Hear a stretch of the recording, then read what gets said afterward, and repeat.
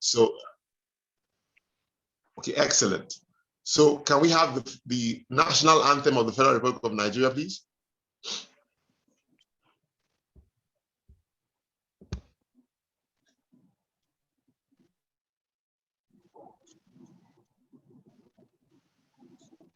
The national anthem.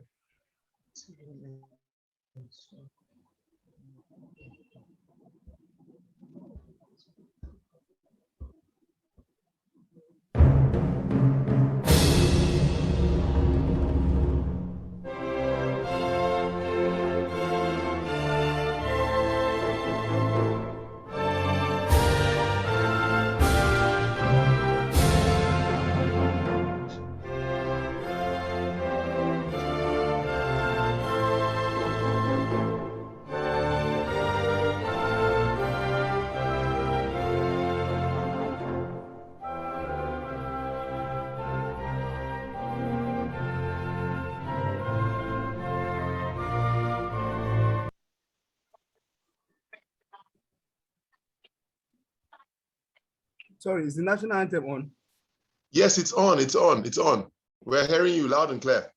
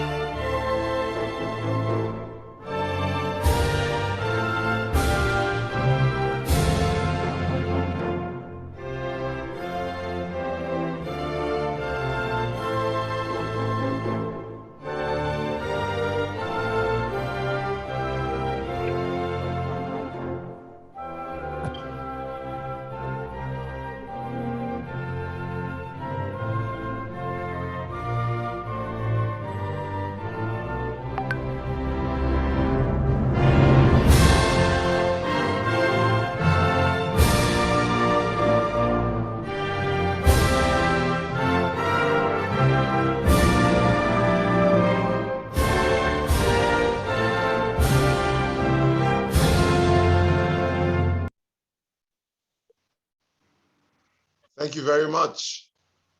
May God bless the Federal Republic of Nigeria. All right, so without any much more ado, I'll just share very quickly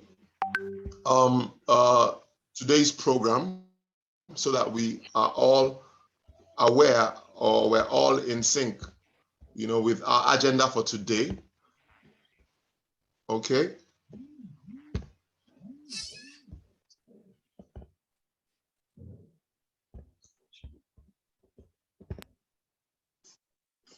So there.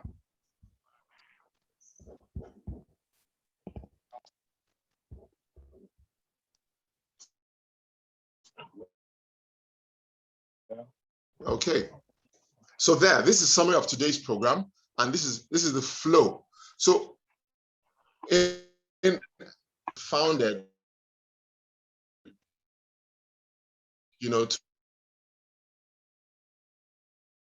to guide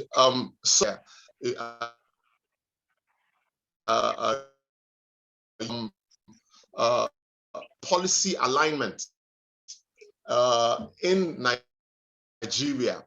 There are a number of programs that Colbert Foundation has been involved in the last 13 years of its existence, 2008, if I'm correct. One of them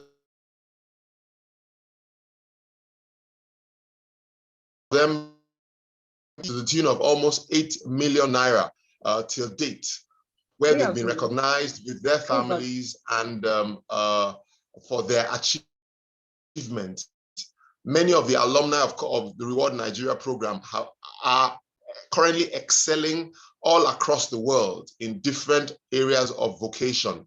The Colbert Foundation is also involved in a lot of humanitarian activities, such as the charity program where we give school uniforms. We provided school uniforms. We've done medical outreaches in different schools and different communities over the last number of years. So Colbert Foundation is hosting today's event, Nigerian Generation Next, and we are saying we can start a business with as little as 5 million naira. I'm sure if we convert that to dollars, we know that it's barely 5 million naira is how much now? $10,000, roughly $10,000. So we're saying we can start a business with $10,000. And today, our first speaker is going to be talking about raising small capital, which is very fitting for this topic, for today's session. And that person is none other than Mr. Jude Njongo.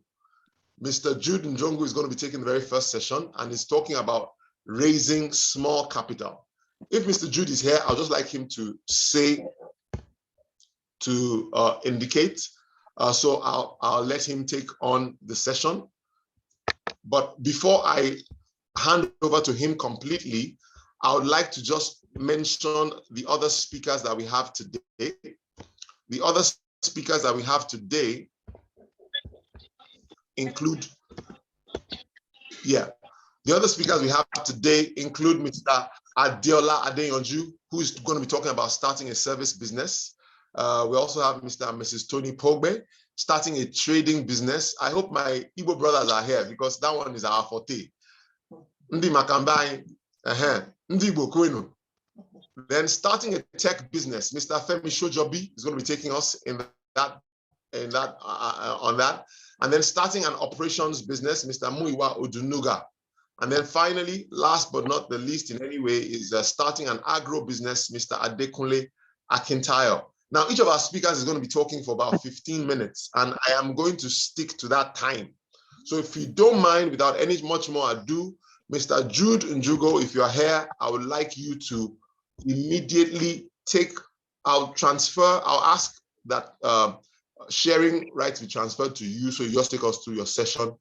Now, if you are there. No, I don't think Mr. Jude is joined on yet. I will recommend that maybe we'll go to the next speaker and then Mr. Jude will join us later. We'll pick him as soon as he's excellent. Okay, so if Mr. Jude isn't here, Mr. Adeola Adeyanju, I know you are here. I've been waiting for your session for like forever. Now that you're here, I want to hand over to you, sir. Mr. Adeola Adeyanju, your session, you're taking us on starting a service business with 5 million naira. How do you do that magic? Over to you, sir. Thank you, class. Thank you. Good morning, everyone. Oh, sorry, afternoon.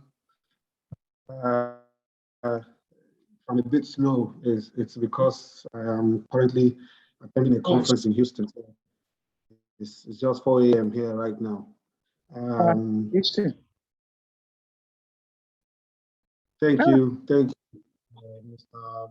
Musa. It's always a pleasure to see you and to see Madam. Thank you for the opportunity. Colbits, Mr. Akintayo, thank you very much for inviting me as a speaker again. Because the conversation this morning is roughly for about 15 minutes for every speaker. I decided that there's probably no point spending all of that time presenting slides. So I'm just going to talk through this and draw on a bit of experience based on what I have done. Service business, as the name rightly says. That's awesome. That's great. Okay.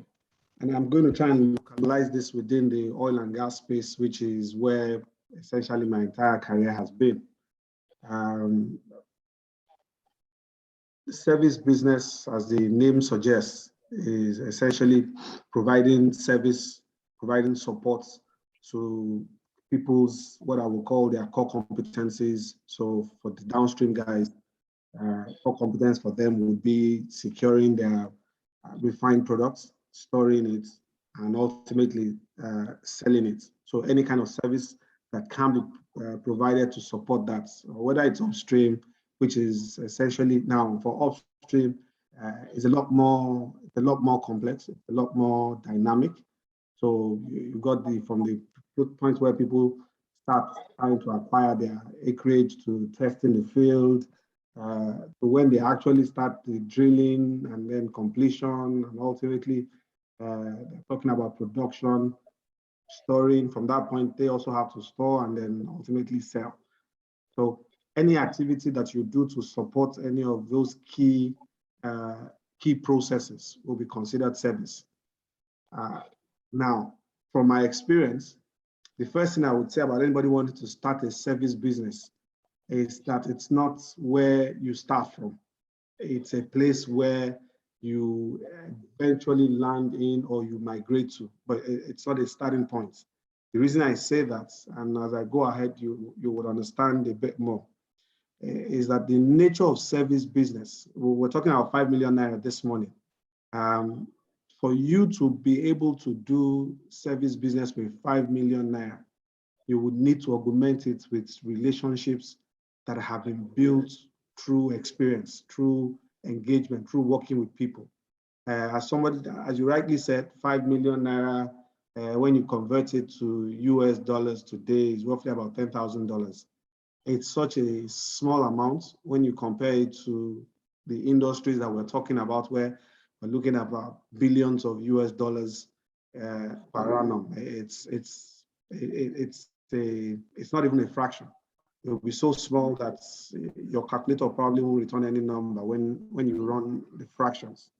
So the first thing I would say to anybody who wants to do a service business is that you need to understand the value chain of the industry, whether it is downstream or it is upstream. You must understand the value chain. And when I say value chain, to simplify it, because as an ex-consultant, we have this ability to use big words. When you say value chain, it just talks about the key processes, the key activities that are involved in any industry. Understanding that value chain tells you how you can support it. So while I was in the downstream, I did a bit of transportation business. I think Mr. Kintayo was a partner in that business also for a while. Now, the other thing to mention is that the learning curve for the service business can be very steep. So my recommendation, and that's why I like the fact that we're talking about 5 million naira, my recommendation is to avoid asset ownership. Anyway, there's not a lot of assets you can own with 5 million, but it will be to avoid ownership of assets at the beginning. So part of the ways you stretch your 5 million naira is to look for lease, just look for rentals, because for that, it then becomes a pay-as-you-go arrangement where every transaction you do can pay for whatever it is that you've rented, rather than tying your money in very expensive acquisitions. 5 million naira will not buy you a trailer head, not talk of a truck if you want to do logistics today. So the key thing first and foremost is to understand the value chain so that you can plug yourself into logistics. You can plug yourself into what we essentially call the portfolio business, where based on those relationships, you recognize that there are opportunities, and then you go out and look for people who can meet those opportunities. So it's essentially arbitrage in its most basic form, where you don't have the equipment, you don't have the assets to do the work, but you do know of people, you know of opportunities, and those opportunities you try to fill by connecting people. The second reason why I said it's not for beginners, I'll give you an example. Well, not a few years ago, about 10 years ago, myself and another friend got to represent an additive manufacturer in China. There was an opportunity.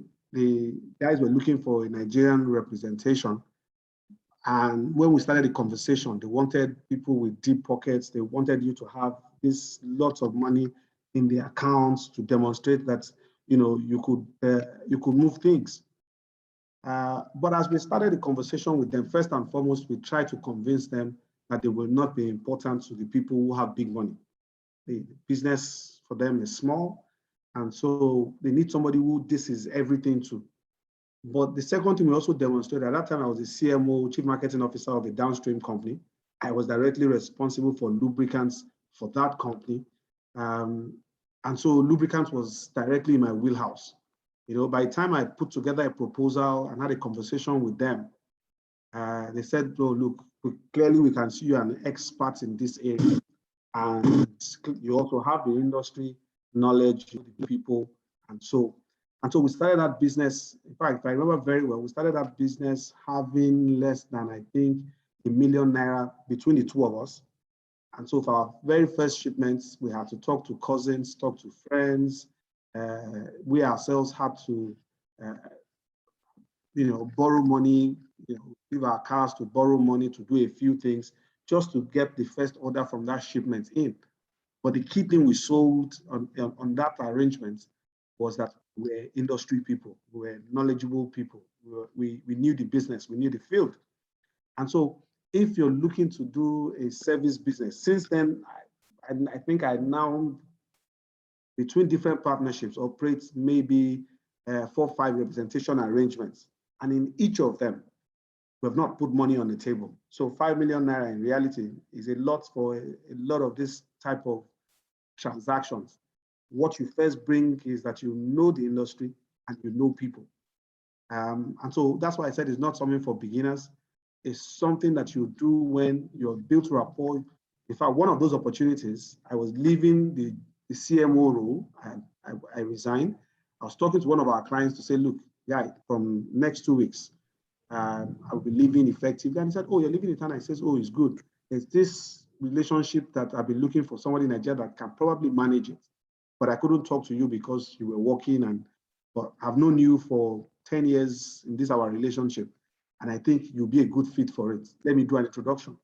So he sent a mail to these guys, and the guys come back and say, well, yeah, based on the person that's recommending you. Again, typically for that kind of role, you will need a yard, you will need a place where you can do a lot of fabrication. We didn't have any of those things. What we then did was to connect with people who had yards. We went to somebody who had a yard in Apapa. We spoke to somebody else who had a yard in Port Harcourt. They were willing, again, based on relationship, to say, okay, don't worry, we will write, look, our yard will be available, we'll be able to do. And that's how we signed what at that point represented a $3 million opportunity to push stuff. So 5 million is a small money, but in all honesty, a lot of people think it's about setting up big offices, let's buy a truck, let's buy a car. We didn't have any of those things. In fact, we eventually got an office. It was in Dolphin. It was in a shopping complex in Dolphin. It was an office that was maybe about 13 square meters or something. And that's the office we operated out of for about 4 or 5 years. And out of that office, we were doing, I think our first contract for supply for that additive business was about 90 million naira in terms of the size of the contract. It was in a 13 square meter space. So I find that a lot of times people think it's about the size of the office, it's about and a lot of times that's where they put the money into. But you can make up for a lot of that money with relationship. You can make up for it with a knowledge of the industry. So if there's anything I want anybody listening to me to take away from here, the service business, when you want to do it seriously, it's not where you start from. It's not a beginner's thing. You will have served your apprenticeship working somewhere. There's some kind of feedback. Okay. You would have spent your apprenticeship working somewhere, developing. So you would have served somewhere where you have also then enriched yourself. You'll become some kind of knowledge expert. You'll become some kind of content expert. And you can bring more to the table outside of money. Because let's be honest, in the art of war, Sun Tzu tells you that in the strength of anything is also his weakness. If money was the requirement, most of us here will not run anything because there are always going to be people who are more financially buoyant than us. If money was the access, if money was what it took to get into play, then a lot of us will also have been knocked out by it. So I'll take, for example, that additive business. When we started, one of the guys we were marketing went behind us to talk to the Chinese company and said, oh, look those people you are talking to. They are small people, they don't have money. We have money, we have this, we have that, we have this. And the Chinese guys wrote us and said, oh, look, somebody else is talking to us about partnership. And so I said, okay, no problem. Here are a few pointers about the industry. Ask questions about this. By the time they asked, they came back to us and said, oh, no, we think you're still the better partner for us. You understand? So 5 million is nothing, in all honesty. It's money that just allows you to, it's money that allows you to get resources, money that allows you to be a middleman. If we're talking about what 5 million can do, a lot of that will be maybe supply opportunities. So again, it goes back to the same relationships. Oh, we need these cleaning chemicals. We need this. Now, very often those are within the 2, 3, 4 million naira type budgets. If you need more than that, whoever you're asking for money also would ask you to have some kind of skin in the game. So that 5 million then serves as your own equity if you're going to even raise more money. So what I would say is that that 5 million in itself is money that you typically would very often use as demonstration that you have committed to the opportunity, you're committed to whatever it is that you're looking to develop. But in and itself, it's not a game changer in any way. Your experience, your relationships far outweigh whatever kind of money. And whether you have 100 million or not, it wouldn't matter. Your experience, your relationships go a lot further than money. I will stop here. If anybody has questions, clarifications, I will take it up when we come to the questions. But I just wanted to give that simple background in terms of the service industry or the service opportunity. Thank you. Wow, thank you so much, Mr. Adeyanju. Thank you so much. I'll try to summarize in 30 seconds by saying it's not about the money. If there's anything that you've communicated clearly, it's not about the money. And there's a process, if what you said is anything to go by. And whatever amount you have, it could be 5 million, it could be 50 million, but it has to ride on the back of understanding the industry, having built up relationships, knowing exactly what you are, knowing the value chain of what you're getting into. And I like the fact that you've used your own space, the oil and gas industry, as an example. And I'm sure this cuts across any of the sectors, be it agro-foods, be it, name it. You know, you need to, whatever you are bringing to the table in terms of money, must ride on the back of understanding the value chain, knowing the industry, sound relationships, you know, that you have cultivated. And then you have done your own fair time, as it were. You have you have made your mistakes, you have learned, you know, so it's not something that happens in a day. So yes, you can have 5 million naira, but it's not about the 5 million naira primarily. That 5 million must ride on the back of something. Thank you so much for that, you know, for that session. Very eye-opening, very incisive, as usual. I'm giving you a round of applause here, as always. Thank you, sir. Thank you so much. Thank you. All right. Because of time, I'll just go over the ground rules for those of us who are coming in. You're welcome. This is the third installment of the Nigerian Generation Next series. And today we're talking about how you can start a business with 5 million naira. We just had the first session anchored by Mr. Adeola Adeyanju, and he was talking about how you can actually start a business with 5 million naira. The service business with 5 million naira. And the reality, I just did a summary of that, so I won't go into that again. The next session, we're going to be taking Mr. and Mrs. Tony and Blossom Pogbe, who are going to be talking about trading business. The trading business. I saw Blossom Pogbe earlier on, and I know she's here. Now, if you have your questions, a few ground rules before Blossom just comes up. If you're not speaking, kindly mute your audio. If you're coming in and once you're logged in, just mute your audio. We encourage the use of video as much as possible, bandwidth permitting. We prefer that you sign in with your own name so that we can actually have you, we can know exactly who is logged into this session. And then, of course, we would appreciate if you can register. There's a link in the chat room for you to register. We'd appreciate that you register. It just takes less than 3 minutes for you to register. And then, of course, if you have any questions, please put them in the chat room. We're collating them, and we're going to speak to the questions or observations or comments. Just write them down in the chat room so that our speakers can have enough time to go over their material and to share all that they have with us. So next up is Mrs. Blossom Pogbe. I believe you're there. If you're there, yes. Over to you. Yeah, good morning, everyone. Good morning to you. Please. Okay, my name is Blossom. Sorry, I wanted to actually share my screen, but my laptop is just acting up this morning. I've been trying to do it, it's not working. So you guys just bear with me. So starting a business with 5 million naira. Well, let me introduce myself. My name is Blossom Kobe, the senior partner at Blossom Food Products. Blossom Food Products is a product arm of Peace and Tipping Point, and is trademark as registered with the Corporate Affairs of Nigeria. Blossom Food Products solve the problem of food-related ailments and death by offering natural, healthy, and unadulterated food products to all our customers. Then in addition, we also deliver our food products at the doorsteps of busy moms. We know so many people are busy, apart from moms, some professionals, that's maybe single moms, even men, guys, yeah. We also help them get some of their food items as they require and send them through dispatch riders. So we actually started less than 3 years ago.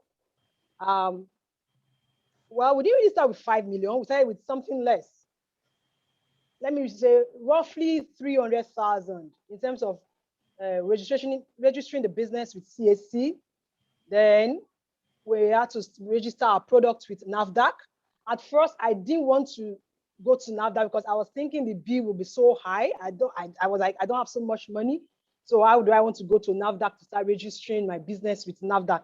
But someone encouraged me. So along the line, that was August 2018. I had to take the bold step. I said, okay, well, Blossom, there's no harm in trying. So that was how I went to NAFDAC. And to my greatest surprise, I didn't spend as much as 150 with the process. If I didn't take the bold step, I would have just been thinking, oh, NAFDAC is going to charge me 300,000, 500,000. Where will I get the money from? So I really started with the business less than 300,000. So you can start a trading business and it's registered, because it's actually good to register your business. Register business with less than 150, and it's just start from somewhere. I started from somewhere, and to the glory of God, we've grown. From history, we've grown from the first supermarket we moved into was just, I think that was December 2018. We just moved it to only one supermarket. But currently, we are in over 34 supermarkets, including Just Right, Super Saver Supermarket, Globus Group, BB Group, then what's it called? Ozi Supermarket, H Right, so many of them. So we are almost in at least some notable supermarkets. We are not yet in Spar and what's it called? ShopRite, but at least Just Right is a very big market. There are so many branches outside Lagos also. So we have grown over the years. So we didn't start with the 5 million, but we are growing, and we have spent more than 5 million as we speak in terms of our capital. We grow every day. So we want to look at some few, just as the moderator gave to us, some of the business models we have. How do we go about our business? We use the supermarket platforms to get in touch with our customers. We also use the online. We are on a social media. We are on what's it called, Instagram. We also use the Facebook platform, then our WhatsApp platform. So from there we get customers. We also get from trade fairs. We always take opportunity to attend trade fair. So what's it called, exhibitions, just to ensure that people get to know more about us. So that's why our social media is very active, because we know that it's now a global world. So we cannot do without social media. And so some of the countries we have gone to today to sell our product is actually a courtesy of Instagram and Facebook. As we speak, about 100 cartons of our product will be going to Cyprus next week.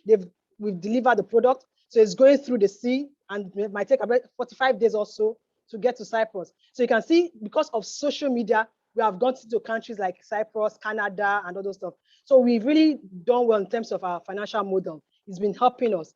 Then the other business process we have is the production unit. We have the production unit, which handles the quality and control section, the processing, the packaging.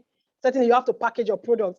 I let me take you guys back. When I actually started, that's before I went to NAFDAC, I was actually going with gallons of of the palm oil, you understand? So in the course of meeting with people and in the course of attending seminars, I got the ideas of packaging in a smaller container and branding it. I didn't even brand that the first time. So you can see that I did not just come to Blossom Food Product just like that. It was from one stage to another. So the packaging is very, very important. Thank God for the guy that actually helped us with the design. Then the other unit is this research and development.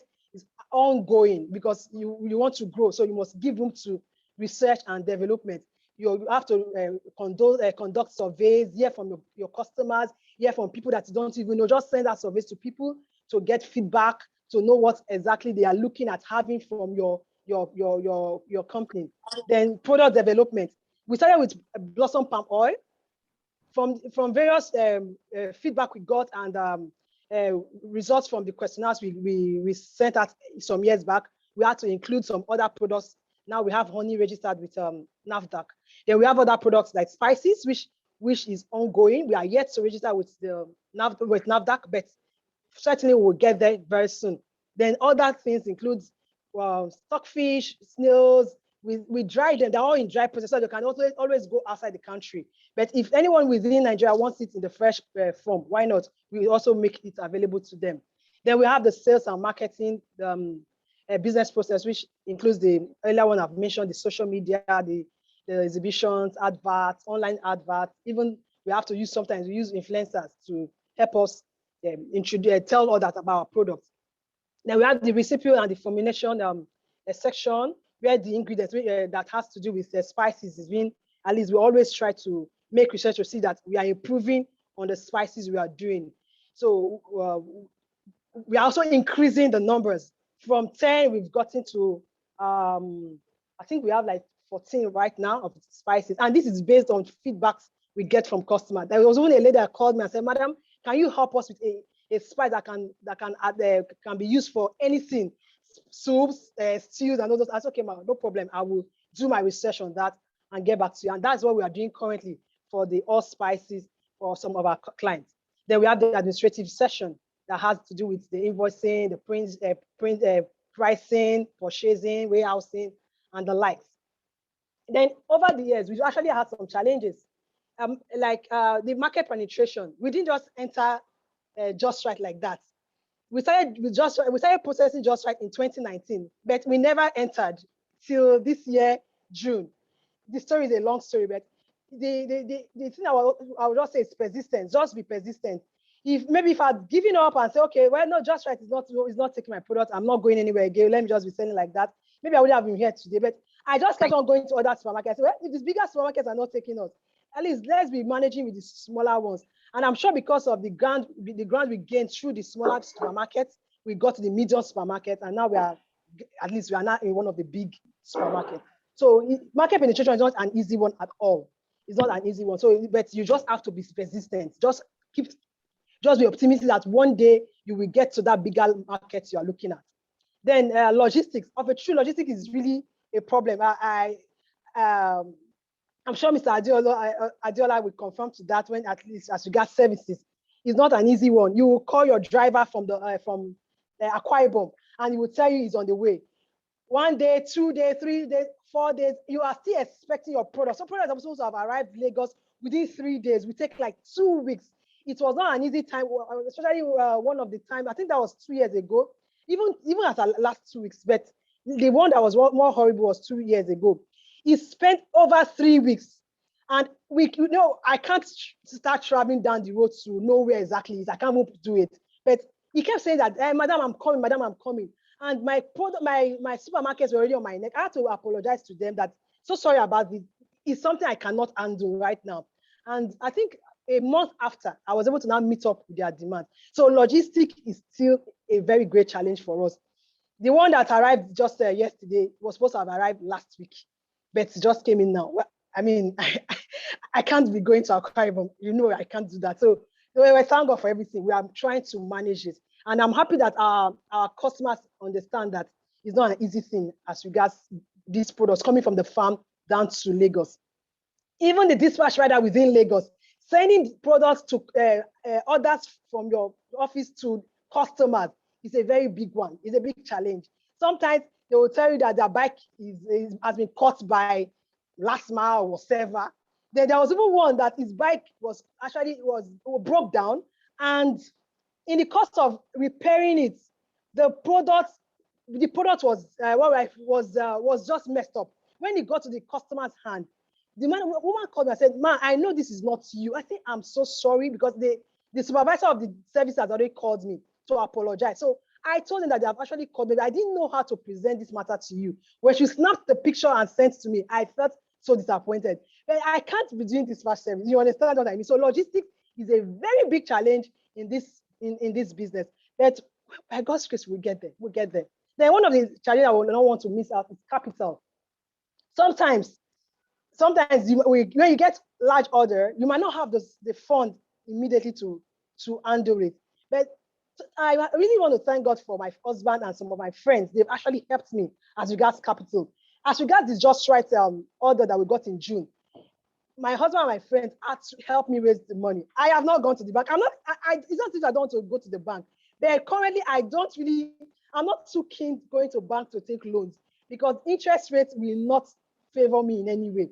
It will erode my profit. So for now, I don't think of using bank loans. So I want to really thank God that I have people that have been supporting me in terms of capital. So when I got the order, I had to quickly run to my friends and my husband, who raised the money to be able to get as much as possible to meet up with the demand for Just Right. So capital, yes, bank is there, but I am not a friend of the bank for now. So as anybody that's really interested in raising capital, if you can start with family and friends and keep to family and friends with capital, I will assure you that would be far better than going to the banks.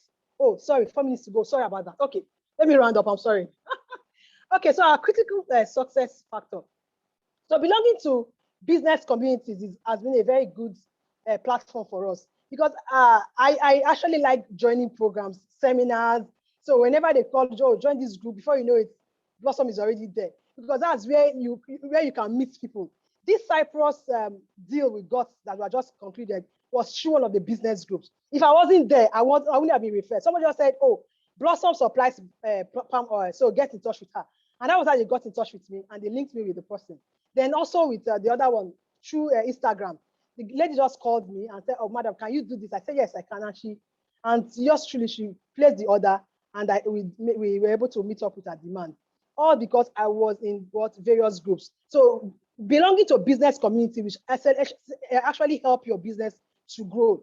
Then paying attention to customers' feedback. When you receive any complaint from a customer, please make sure you do the necessary thing that needs to be done. If it's for you to revisit the issue, or it's for you to maybe make an apology or something, whatever that needs to be done as regards the complaint, or as regards the whatever suggestion that was made, do your best to do it. Throw it open to your team and hear from them, how can we go about this, so that you can grow. Because if you don't listen to customers, if you don't listen to their feedback or their suggestion, you might not get anywhere. But if you do, it will take you higher. Then be optimistic. Just be sure that you are in this business to succeed, and you will succeed. I have been very optimistic about my business, that no matter what, blossom. Your name is Blossom, so you will blossom in your business. So I keep saying it, no matter when I keep having some setbacks, setting that it's not been rosy. I can't tell you everything. I have a few minutes to go. It's not been rosy, but I just believe that God, you have brought me into this. I know I will make it. So just be optimistic that no matter how bad the economy is, no matter how bad things are, you will make it, and you will certainly make it. Then again, the services of professionals. I have people helping me with my accounting. Then I don't have them as my in-house people because I can't pay them salary. But when needs comes, I run to them to help me. My financial statement is being done by a service company that into auditing and those stuff.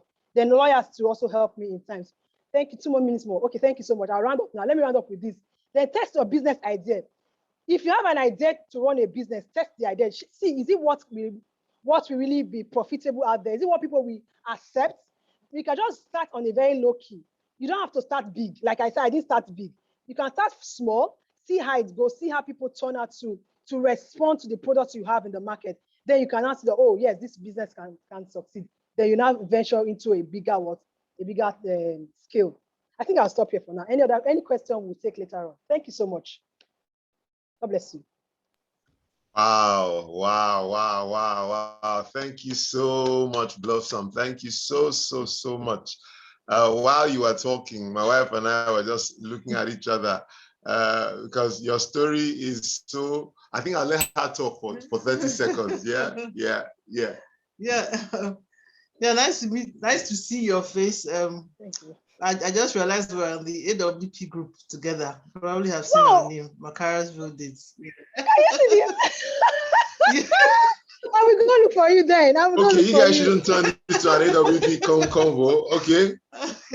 So yes, everything was very, very related to everything you said. That is business in Nigeria. In fact, the logistics one is a mini nightmare. But like you said, we're hanging in there, and we will definitely get to everywhere that we need to get to. In summary, really, whatever you have, like in our own case, we started with less than 2,000 naira. We started the business with less than 2,000 naira because the idea just came, and we just bought one mudu, or what we call mudu in Abuja, just one mudu of dates.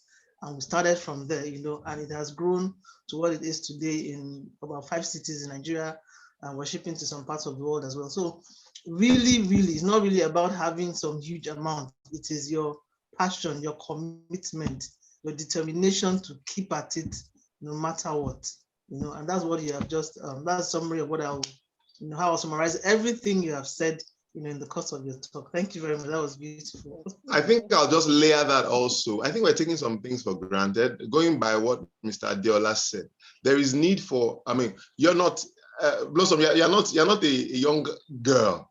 You've seen things, you've walked, you've served, you have gone to the school of hard knocks.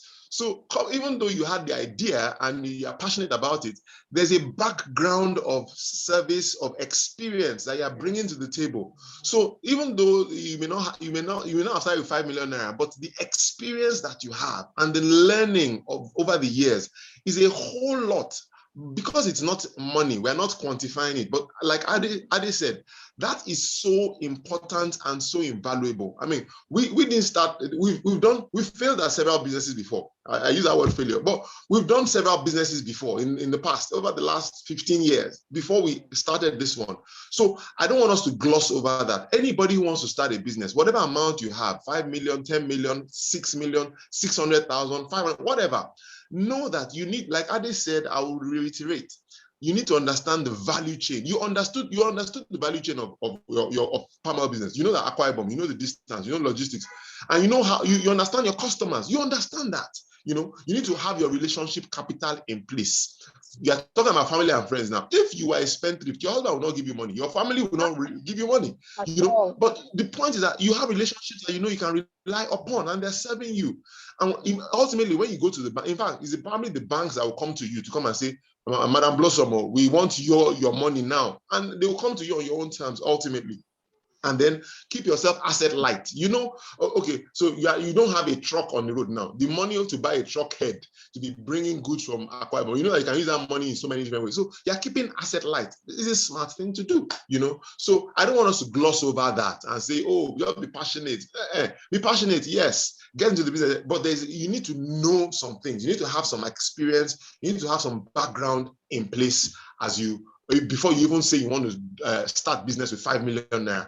It's not about the money, but there's some things that necessarily need to be in place. And again, I want to thank you so much for your session, Blossom. Thank you so much. Again, if you're just joining us, you're welcome to the Nigerian Generation Next third installment in the series. Today, we're talking about how you can start a business with 5 million naira.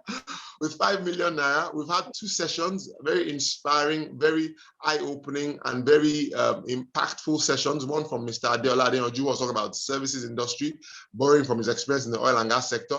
The next, we just had Mrs. Blossom Pogbe, who is the CEO of the senior partner and CEO of Blossom Food Products. They're all over the world, even in Cyprus, you find them there. All right. Next up, we're going to have how to start a business in the tech sector. Is Mr. Femi Shojobi here, please? Mr. Femi Shojobi. I've been looking at. Yes, I'm here. I'm here with you. Oh, Femi S. Excellent. Yes. So, Mr. Femi Shojobi, we've been waiting for you. Just before, while you prep up, I'll just go over the ground rules for those who are just joining us.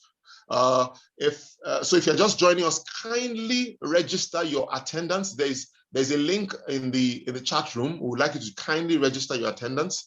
We would like to keep the attendance of those who were in this session. Also, if you have questions, please do well to note down your questions in the chat room so that we can take them all, at the end of the session. Very important for us. We encourage the use of video as much as your bandwidth permits so that we can see one another. And then also, if you are not speaking, kindly mute your audio. Just a few ground rules for us all. Without any much more ado, Mr. Femi Shojobi, the floor is yours. You're welcome. Okay, thank you very much. So first and foremost, I want to say thank you to Mr. Akintayo for the opportunity to be a part of this inspiring and unique session today. And I also want to thank the other organizers as well for all the work that you've done so well done. So basically what I'll be covering today would focus more on the tech industry. I won't be speaking about a business specifically, although I've had a few experiences starting tech companies and running one, including ones I'm currently involved with. But I discovered that over time that most of what you learn in tech, they are pretty generic things. And what I want to focus on today are the generic things that makes you start a business. But of course, I will contextualize as well. And they're also not different from what the previous speakers, Mr. Adeyanju and Ms. Bobia said.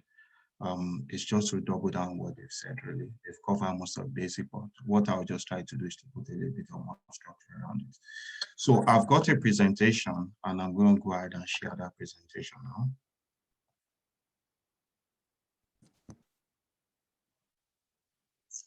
So, okay. So I'm assuming that everyone can see my presentation. If you can't, please. Yes, we can. We can see your presentation. We can see. Okay.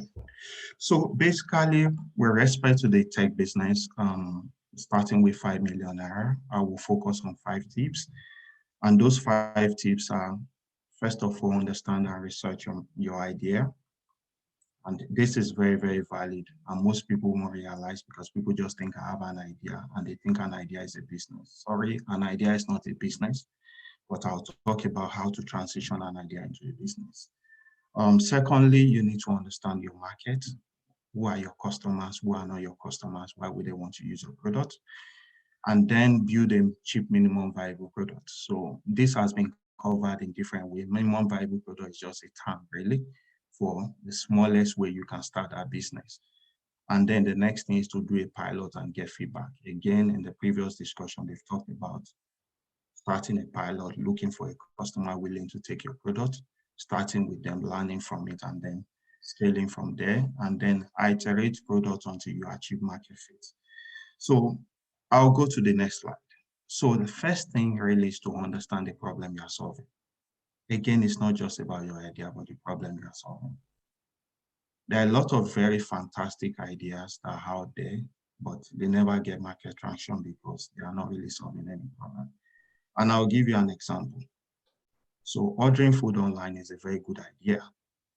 But if you go to a community that is not very big, whereby the closest place they can get food is just around the corner, and you come up with an idea to start an online food business, it's not going to work because if I can go 1 or 2 blocks away from here and get food, why would I want to order online? So it might be a good idea, technology innovation might be there, but it might not just be solving a genuine problem.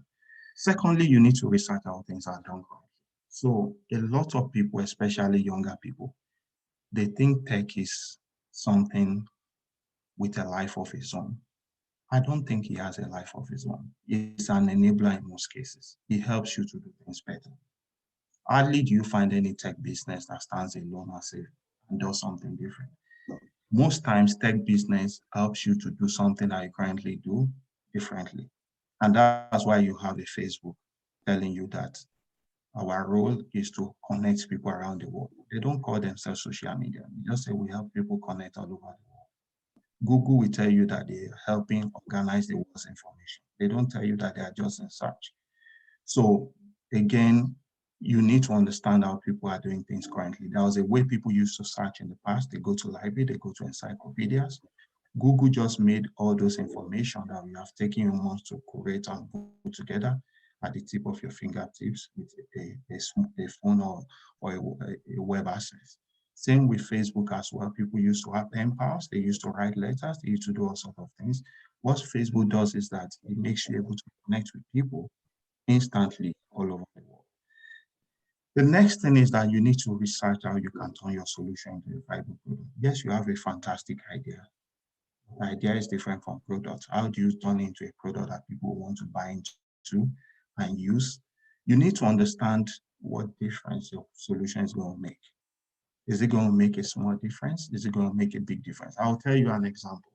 When you go to some markets and you ask them, you want to pay and you present your card, sometimes they tell you, no, they don't take cards. And it looks like a mystery, but there's a reason why they tell you that they don't take cards. When they take cards, two things happen. Number one, they pay a commission to the transaction processor, which they don't want to do. That's why they prefer bank transfer. Number two, they don't get that money immediately. It might take 1, 2, or 3 days for them to get that money. But if you do a bank transfer, they get the money immediately. So in that case, technology is solving a problem, but the people still prefer to use other types of technology because of certain advantages. So it's not all smart technology that does make a difference to the customer. Of course, there are enablers and prerequisites to technology as well. Building something that is based on internet, the level of internet access is going to affect your ability to penetrate and for your customers to use the product. So I'll go to the next one, which is understanding your market. You need to know who your potential customers are. A lot of businesses, when they start, you don't really know who your customers are. You might think your customers are certain kind of people.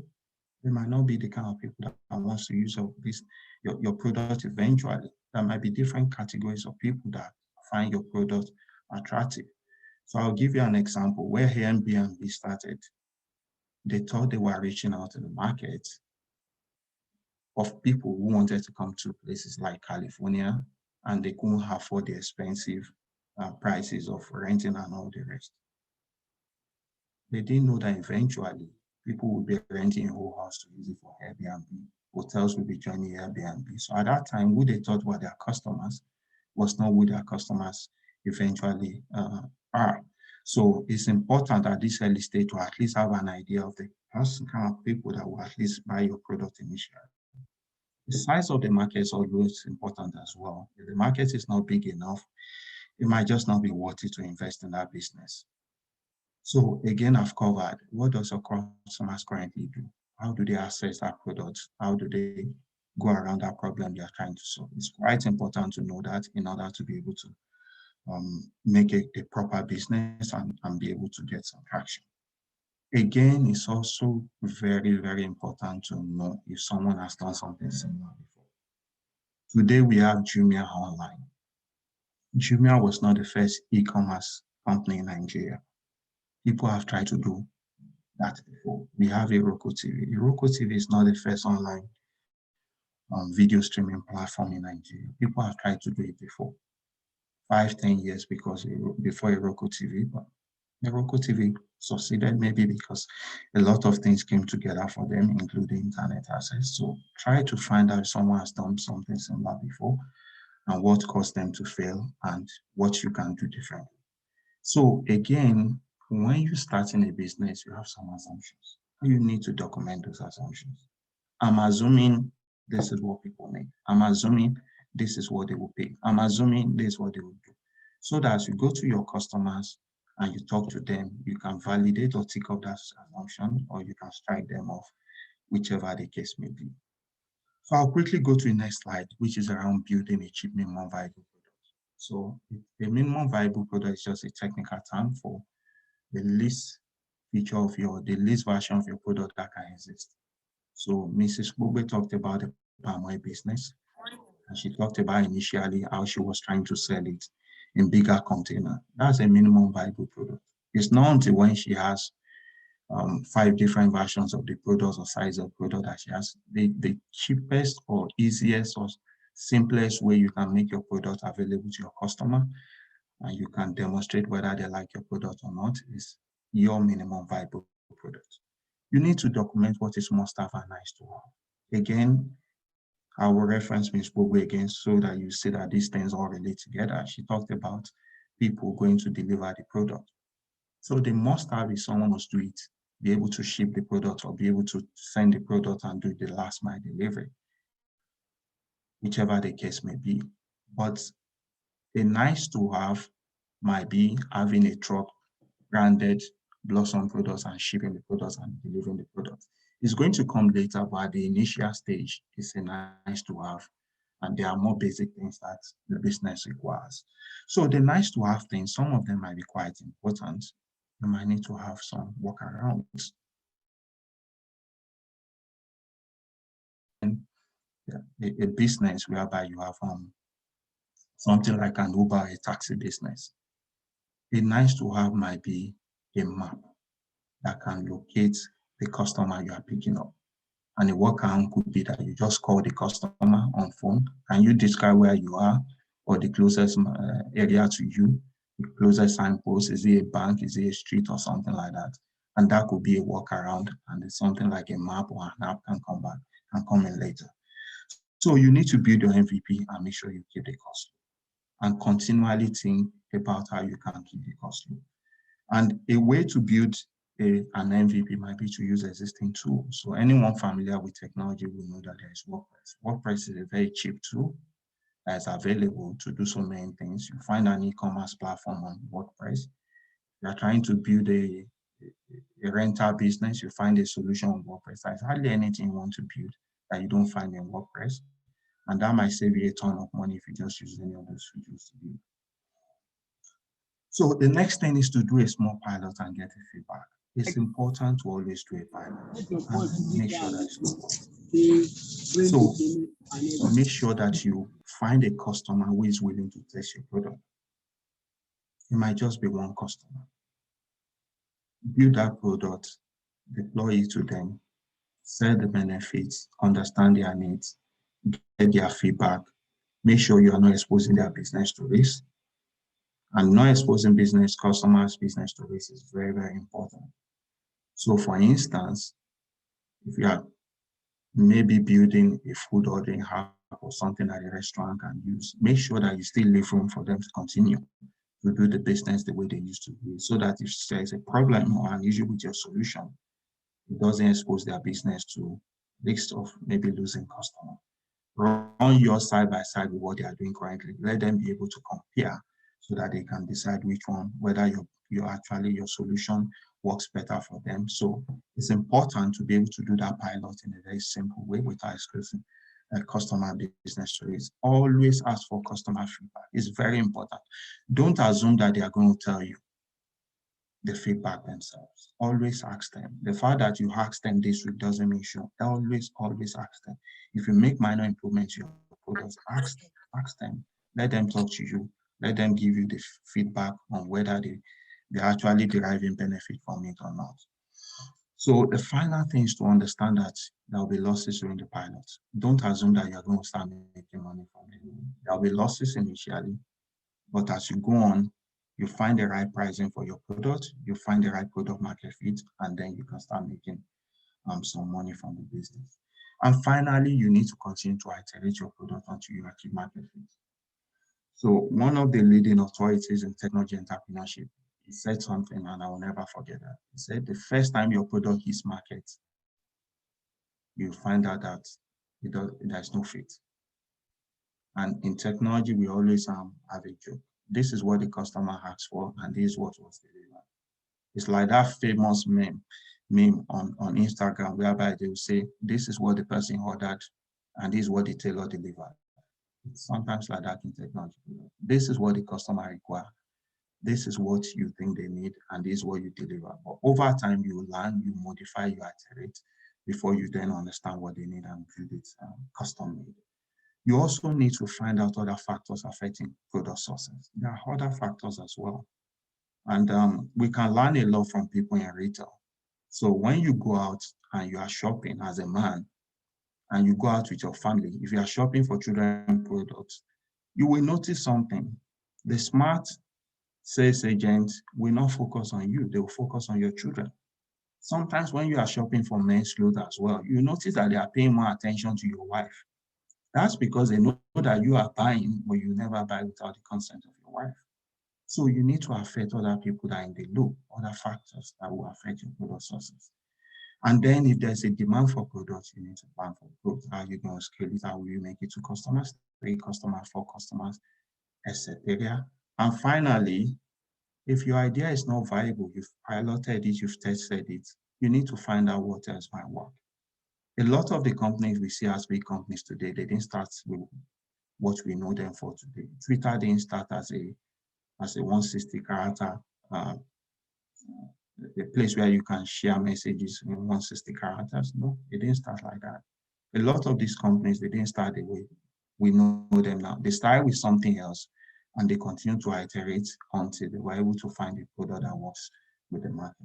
So that's all the 5 tips that I would like to cover today. Again, I'm happy to answer your questions during the Q&A session. Thank you very much. Wow, thank you, Mr. Shojobi. Thank you so much. I could, the part when you talked about knowing your customer, I met the CEO of a distillery company located somewhere in Ijebu-Remo, one of these gin producing companies. And he once asked me if I knew who their biggest customers were. I couldn't guess. Then he told me that all the babalawos around that axis were their biggest customers. And I was like, what? He said, yes, that there's no babalawo along that axis that he doesn't know. There's no bush that he doesn't know. Why? They're the ones that actually buy and refer to their customers. I was shocked. So it's so true. At times you start a business, you think some set of people are your customers, and you don't realize that, I mean, at the end of the day, the whole market, deflects, and your customers are actually sitting elsewhere. So thank you so much for that session. Again, if you're just joining us, or for those who have been with us, this is the 3rd installment in the series of the Corporate Nigerian Generation Next series. Today, we're talking about how you can start a business with 5 million naira. We've had 3 very incisive and engaging sessions. The first was talking about the service industry. The second was talking about the trading sector. And we just finished the session with Mr. Femi Shojobi, who was talking about, well, the tech sector, but he gave us tips which are actually portable, which can cut across any of the various industries that we may belong in or we may wish to start a business in. Next, we have operations. We're looking at how you can start a business in the operations sector. And we have here to anchor that session, Mr. Muyiwa Odunuga. Mr. Muyiwa Odunuga is going to be anchoring that session. But if you're just joining us also, please take a few minutes to register your attendance. You'll see that there's a link in the chat room, or in the chat, yes, in the chat area, where you can click on that link and it will register. You just quickly, under 3 minutes, you're able to complete your registration. We'll really very much appreciate your registration with us today. Again, you're most welcome for this very engaging session. I would like to call on Mr. Muyiwa Odunuga, who's going to be taking us, for the how to start a business with 5 million naira in the operations sector. Mr. Odunuga, please. Thank you. Good morning, Mr. Bamishaye. And can you hear me? Loud and clear, sir. Loud and clear. And Mr. Kintayo, thanks for having me on this platform as well. It's a pleasure, sir. You're welcome. You can hear me perfectly. So let's hope the network connections cooperate with us for the full length. Yeah, if it's a bit difficult, you could just so good morning to the audience as well. For me, I've learned quite a bit. All right, sounds good.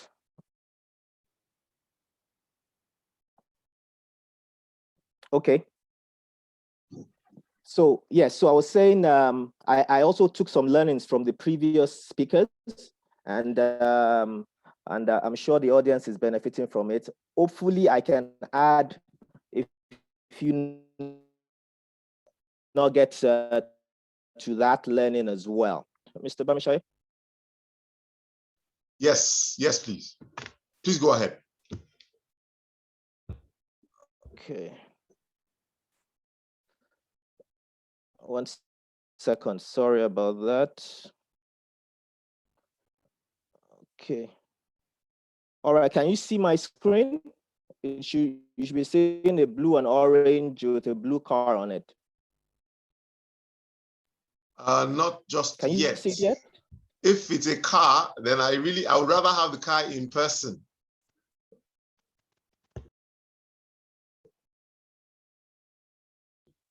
Yes, we can see the car right now. Yeah.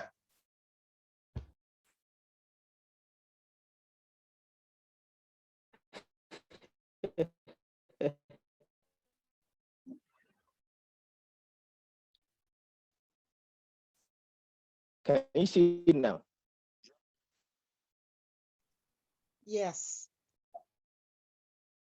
Yes, we can. All right. We can see it now. Perfect. So, a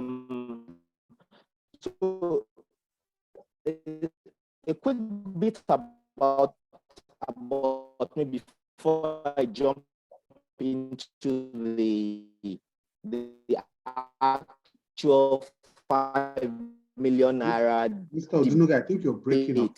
I'm not sure if it's just my end. So okay, my Mr. name Odunuga, is, if you don't mind, could you use Mr. Odunuga? Can you hear me? In the auto industry, called card. Hello, Mr. Odunuga. If you can hear me, you're breaking, and we actually can't. You're breaking so badly. So could you just use your audio? That way we can hear you clearly, and then we can walk with you as you take us along on the session. If you don't mind, please. Did you get me? Hello? Can you hear me? Yes, we can hear you now. Yes. Okay. Let me try and reshare the screen very quickly here. Mr. Odunuga, I think your bandwidth might be constrained. So when you share the screen, we can barely hear you. Yes, you're right. How about now? We can see it, Muyiwa. I think the challenge is that once you start, you lose a bit of bandwidth and it's breaking up. So the suggestion was, is it possible to just talk us through? You can have your own screen in front of you, but we will listen to you as you go ahead. All right, that is fine. Although we're hearing you now. So can we proceed? Okay, let's proceed then, and then if it breaks up, I'll go with your suggestion, and we'll just go excellent. with we can hear you now, and we can that's see. fine. Perfect. All right. So a quick bit about, I was saying that I oversee a young startup in the automotive industry that is called bettercar.ng.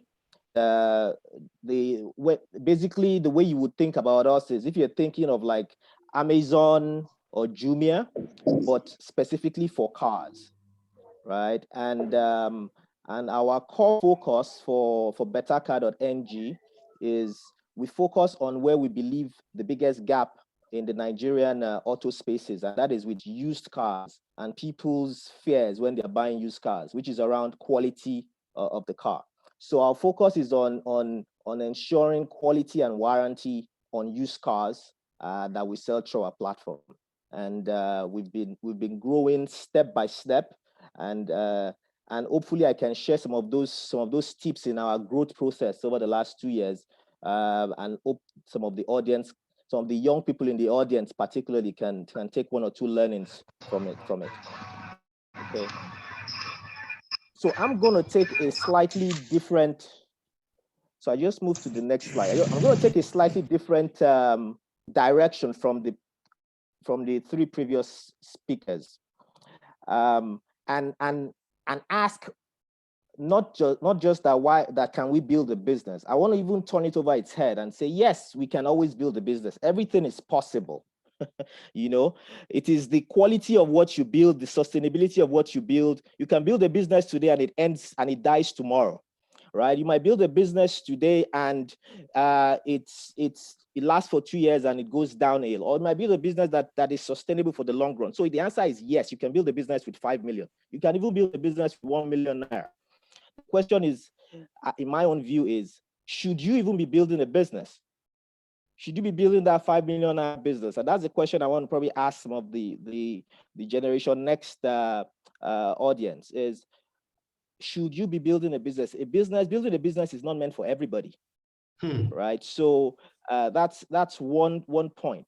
And then if the answer to that is yes, that you should build a business, then the question is, how do you do it? And that's part of where I will share some of my own learnings over the last couple of years from building bettercar.ng. So to answer the first question of should you build a 5 million naira business in the first place, I'll think of it specifically from the operations type businesses, even though this may cut across all the different business areas as well, whether it's tech, manufacturing, service, or any other agro, any other area. But I'm just going to try and talk from the context of operations. The operations business requires a lot of logistic challenges, overcoming obstacles. You're always on your toes. You're being pulled in different directions, right? So if you're not someone that enjoys that kind of life or that kind of challenge, where every day is a fresh challenge for you, every day is a new book. You win today, you get orders today, you win customers today, and by tomorrow morning, you have to come back again and restart the game and do the same thing all over again, right? So you can't stop. You need to constantly keep pushing the envelope to keep growing and sustaining an operations type business for the long term. So the questions I asked myself before I started bettercar.ng were, do I have the passion for this specific business area? The answer was yes. I saw that over the last 20 plus years in consulting, the US, in the tech space, all that mixed together positioned me very well for this opportunity area. And I had told myself that if there was only, being a car driver paid very well, I probably would have been a car driver as a second option. And with the likes of Uber and Taxify, who say I can't as a side also. Very important. Resilience is also very important in an operations type business. You need to have extra energy every day to drive forward. You need stamina because after you've gotten up today, you're going to have to get up tomorrow again. Agility is important. Particularly if you're building it with 5 million naira, that means you're going to be starting small. That means they're going to be people that are bigger than you, with deeper pockets than you, with more capitalized than you, bigger name, bigger companies, and your own strength will be in how agile and nimble you are. So are you someone well under pressure? Are you someone that likes to move fast?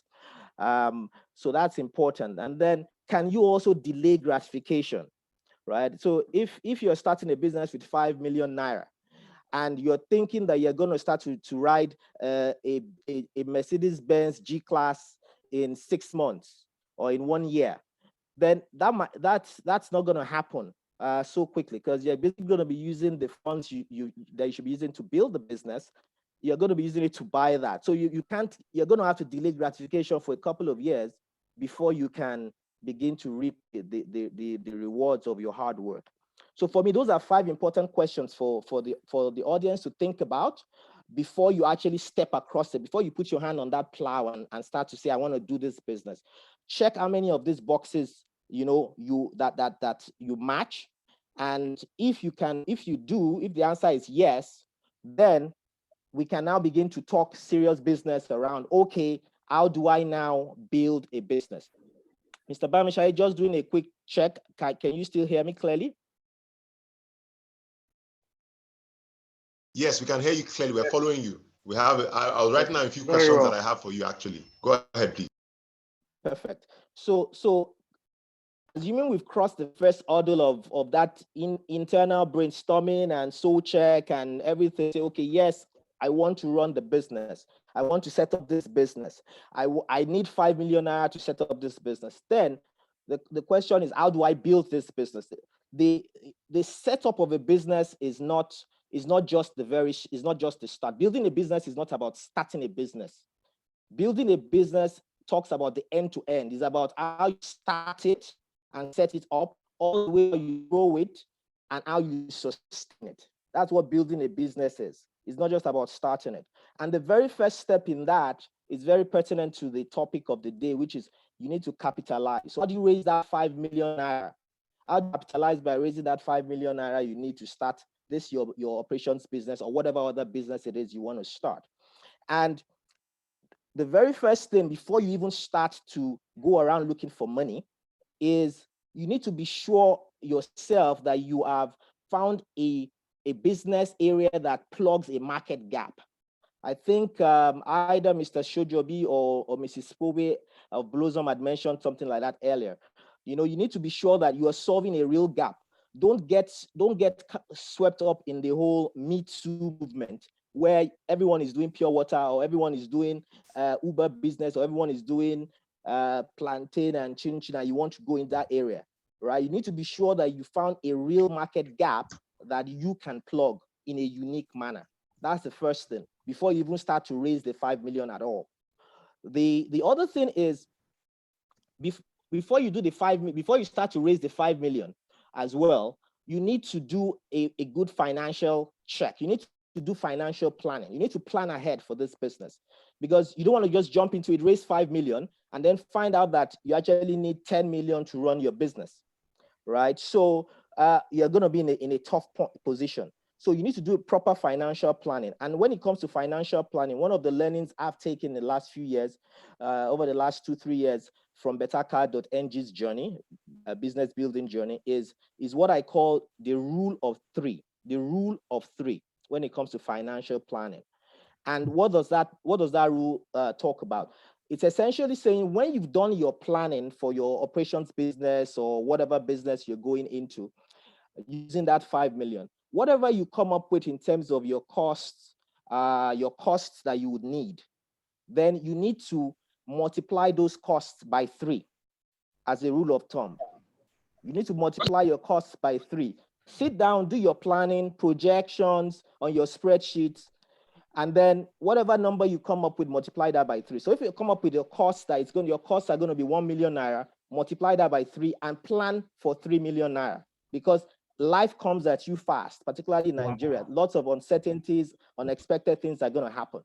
And then what you don't want is you do not want to be cash strapped, right? So make sure you do that. The other part of the rule of 3 is your revenues. Most of us, when we're planning and building businesses, we always try and project the best, the rosiest picture, the most optimistic picture. We're going to make $100 billion or naira from this business.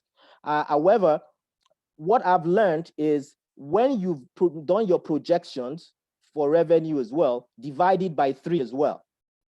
You know, divide it by 3, and that is probably going to give you a more realistic state of what you are going to meet when the rubber hits the road. So rule of 3 is do your projection and financial planning, multiply your costs by 3, divide your revenues by 3, and see where you are at, and see whether that business still makes sense for you before you start. Assuming that you've checked number 1 and number 2, then now you can begin to raise funds. And for me, fundraising 101 is based on a couple of things. It is credibility, which is you yourself, your credibility that you've built over time, your savings, your personal savings, and then friends and family. And I think Mrs. Spogbe of Blossom mentioned that as well, that's one of the key areas that she focuses on as well in terms of the friends and recommending friends and family, right? So it's very important. Those are the first 3 things that are like, that's the first starting point for you when you want to raise that 5 million. Your immediate friends and family.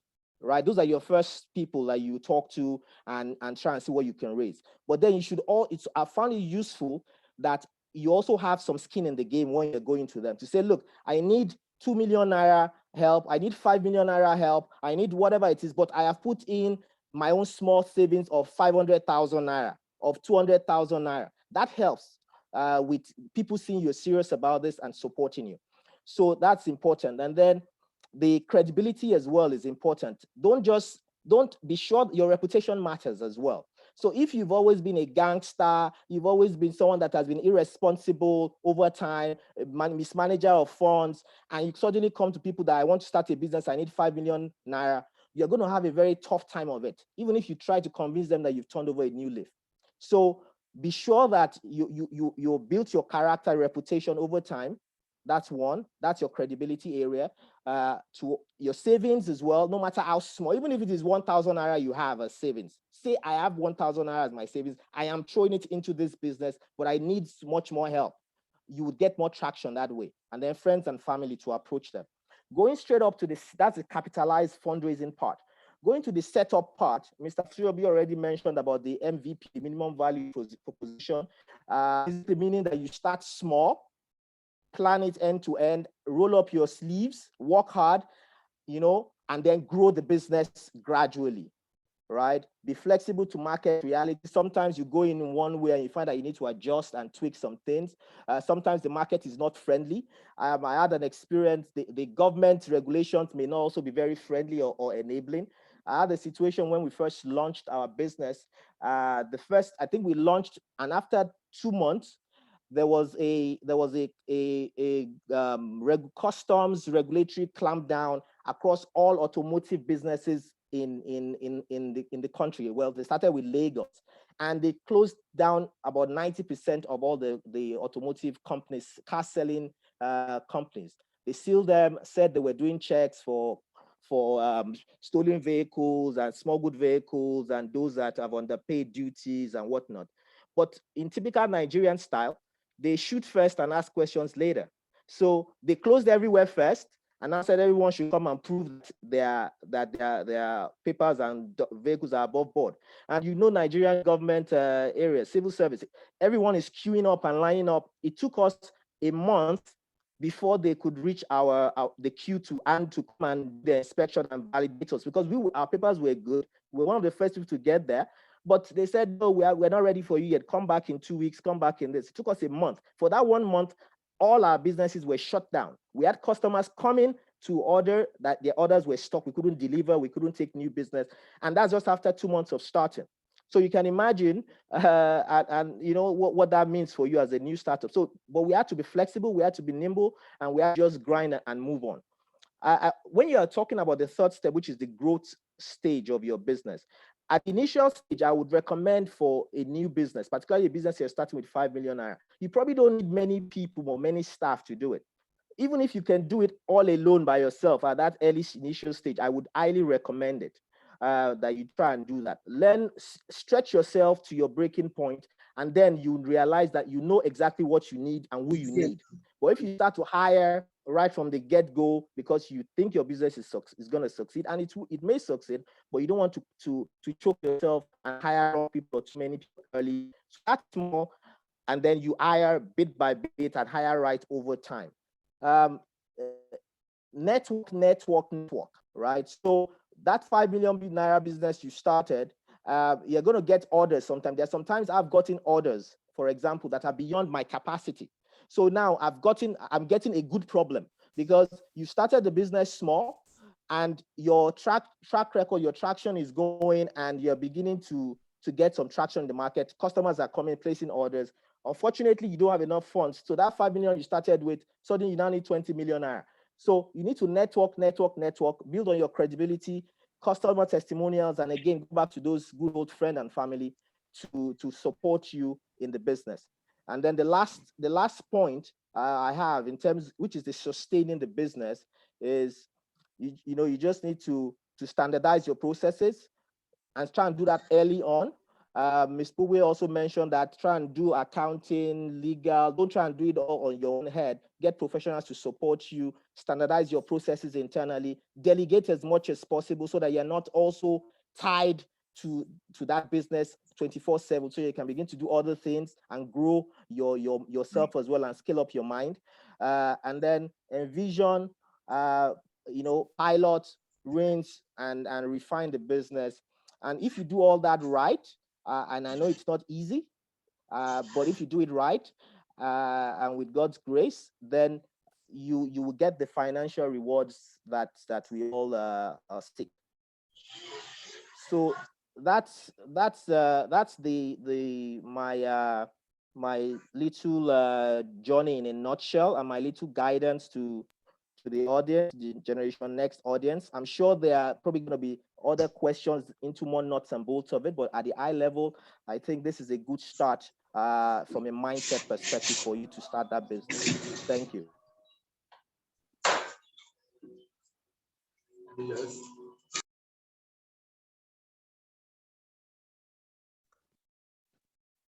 Thank you very much, Mr. Odunuga. Mr. Kintayo, back to you. Thank you very much, Mr. Muyiwa Odunuga. We really appreciate that. Thank you. Is Mr. Kintayo on the call? Mr. Bamishai? All right. All right. So I will be holding the fort for Mr. Bamishai while we're waiting for him to come back on. We still have 2 more speakers, I believe. I myself, I'll be covering the agriculture business, starting the agriculture business, and then we'll turn it over to Mr. Jude, who is already here with us, who will be talking us through how to raise capital. Mr. Okay, are we? Jude, you're also we're done today. Okay, Kule, that was you, right? Yes, sir. I was just holding the fort for you while you were waiting. Please go ahead. Okay, my apologies. I thought it was Muyiwa's screen. For that session. Just 1 or 2 comments before I call on Mr. Jude Njugo. When you said that your focus was on cars, I had to smile because I remember when Jeff Bezos started Amazon, he said their focus was on books. And today we all know what Amazon is, right? So it's okay. We keep our eyes on you. In the next 10 years, we want to hear what that focus is now going to be. For those who are just joining us, this is the 3rd installment in the series for the Nigerian Generation Next discussions. And today we're talking about how you can start a business with 5 million naira. We've had several engaging sessions. We've had about 4 engaging sessions so far. We've covered the different areas from service to tech to trading to we just finished or concluded a session on operations, and we had Mr. Muyiwa Odunuga who shared on better cars and what they're doing and what they've seen over the last number of years that they've been in business. Thank you so much for that session again, Mr. Odunuga. Mr. Jude Njugo is here with us, and he's very fortuitous that he's actually he's joining us at this point in time because he's going to be taking us on how to manage small capital. How to manage small capital. So you say your 5 million naira is not much, it's small. Mr. Jude has what to say in that regard. So Mr. Jude, if you're here with us, I would like to hand over to you. For those who also, if you've not registered, we kindly enjoin you to click on the link in the chat room so you can register. If you if your name is cryptic somewhat, please put your name. We'd like to know exactly who we're talking with. We had somebody who was Galaxy S4 1999 or something. We know man has started going to space now. Space flights are now normal. Jeff Bezos has gone, Richard Branson has gone. You and me will go, but please just let's know your name. So Mr. Jude, over to you. You're most welcome. Okay, good morning, Mr. and Mrs. Bamishai. Good morning, other speakers. Good morning, Kunle, I call him Kunle, and audience. Thank you for having me. It's a privilege to join you this morning. I hope you can hear me. Yes, loud and, yes, we can. Loud and clear. Okay. Okay, so the good thing about speaking after a lot of entrepreneurs have spoken is that they would have done your job for you, especially when you have the sort of entrepreneurs that you lined up this morning. So they've actually made my job very easy. So I will just summarize. And a few tips about fundraising. First is I tell people that if you're going to do business, that you need to understand the currency of business. And trust is the currency of business. Trust, credibility. Can I trust you with my money? Can I trust that you have the capability, the expertise to pull off what you are promising? If you cannot deliver that trust, no matter the idea you have, you may find it difficult to execute. So you may not be able to raise money. So that's number one. Number two is money is the oxygen of business. Money or capital is the oxygen of business. Capital is to business as oxygen is to human beings. So if you, at any point in time, run out of money in a business, you will have a lot of, you will struggle. And one of the most important functions of the entrepreneur, amongst others, is the ability to do. You have to have that ability. One way or the other is that a lot of times when we plan businesses, things don't go according to plan. Things can go better than planned or worse than planned. Therefore, that ability to be able to, no matter how things has panned out, to be able to go back to the drawing board and stabilize the business, it's critical. You know, I started by saying, if you're going to raise money, I always say that you need to have a compelling value proposition of what you want to offer as an entrepreneur. Because whether you're going to run to friends and families, I will talk about places where you can raise money, whether it's friends and families, whether it's angel investors and so on, people are going to invest or give you money if they believe that you truly have a compelling value proposition. What problem are you trying to solve? Is it unique?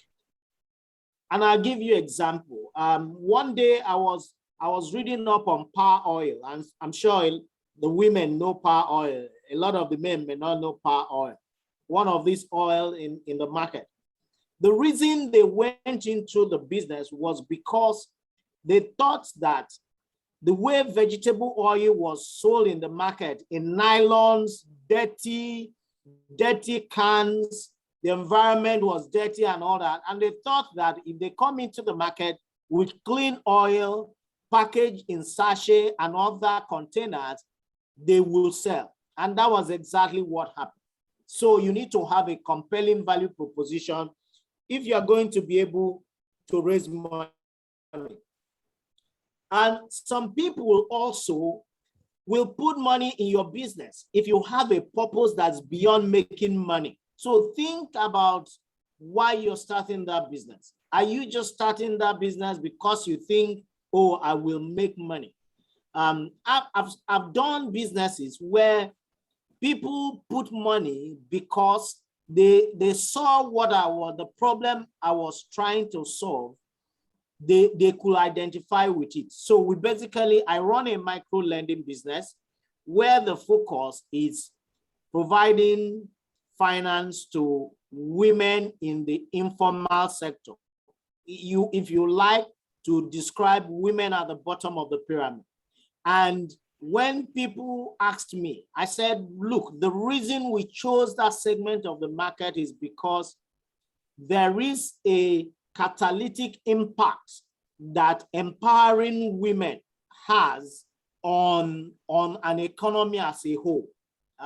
There's an impact it has. If you empower a man and you empower a woman, sorry for the fellow men, that's the day the man may start thinking that the wife's soup is no longer sweet. Or that's the day the man start thinking, maybe I need another wife and all those.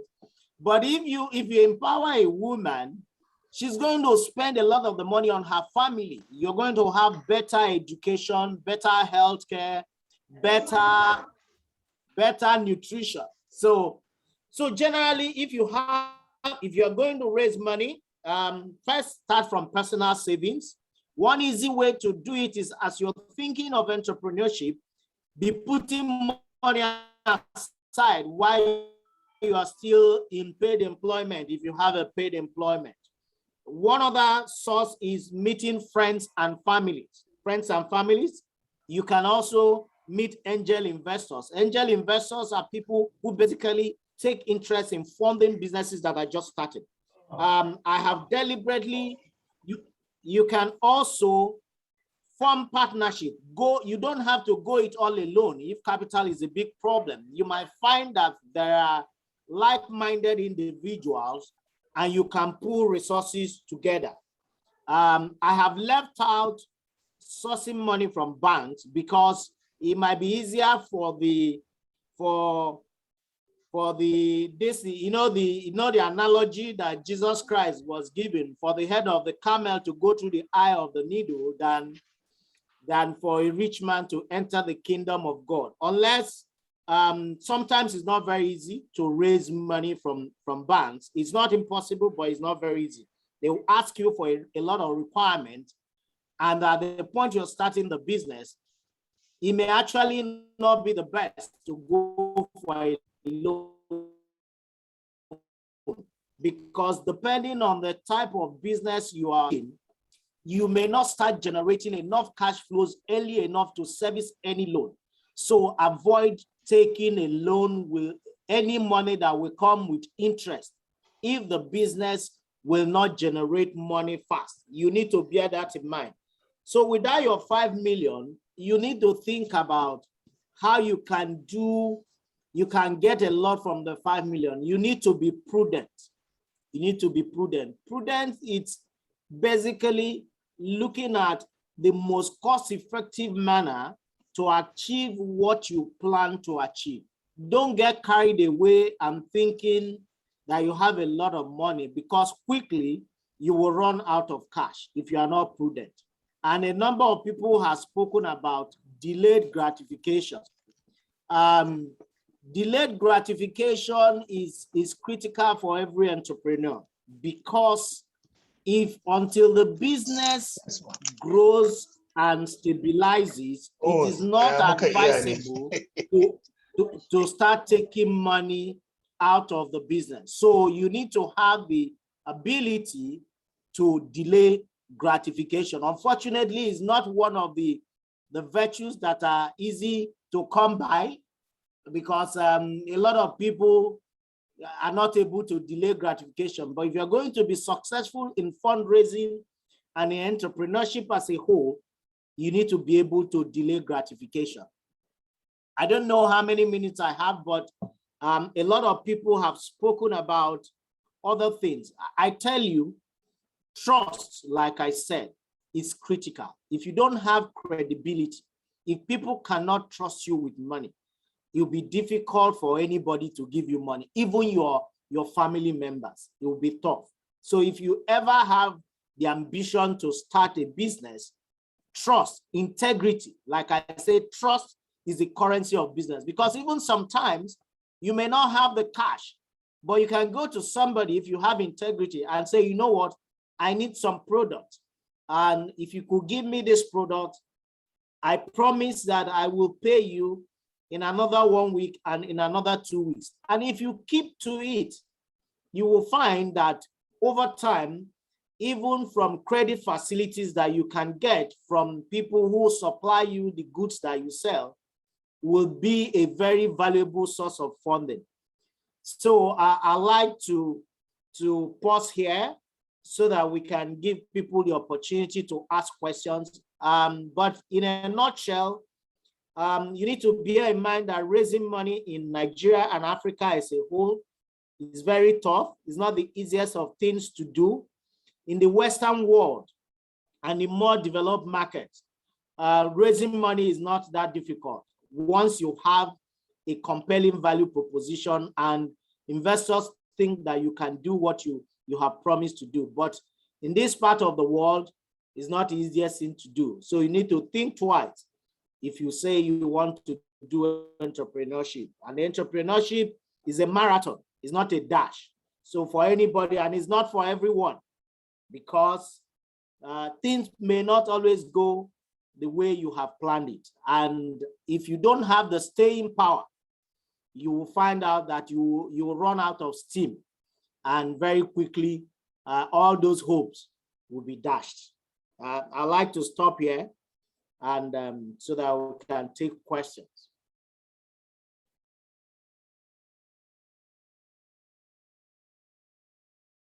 Hello. Oh, thank you so much, Mr. Njugo. Yeah, thank you so much for all those tips and nuggets. Mrs. She can relate. She has all manner of funding sources have been approached and used. Okay. Yes. Yeah. So like you said, it's very tough to try to get funding in Nigeria and Africa as a whole. I can't even count the number of let's say grant applications we are putting for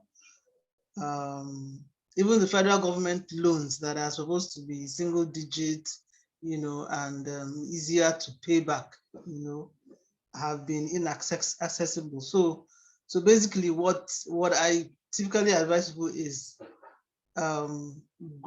let's say grow at your pace. And that point about delayed gratification is so important, because if you don't delay, you will use the money you use for running the business to do something, and then when you now require money to keep moving the business forward, it won't just be there.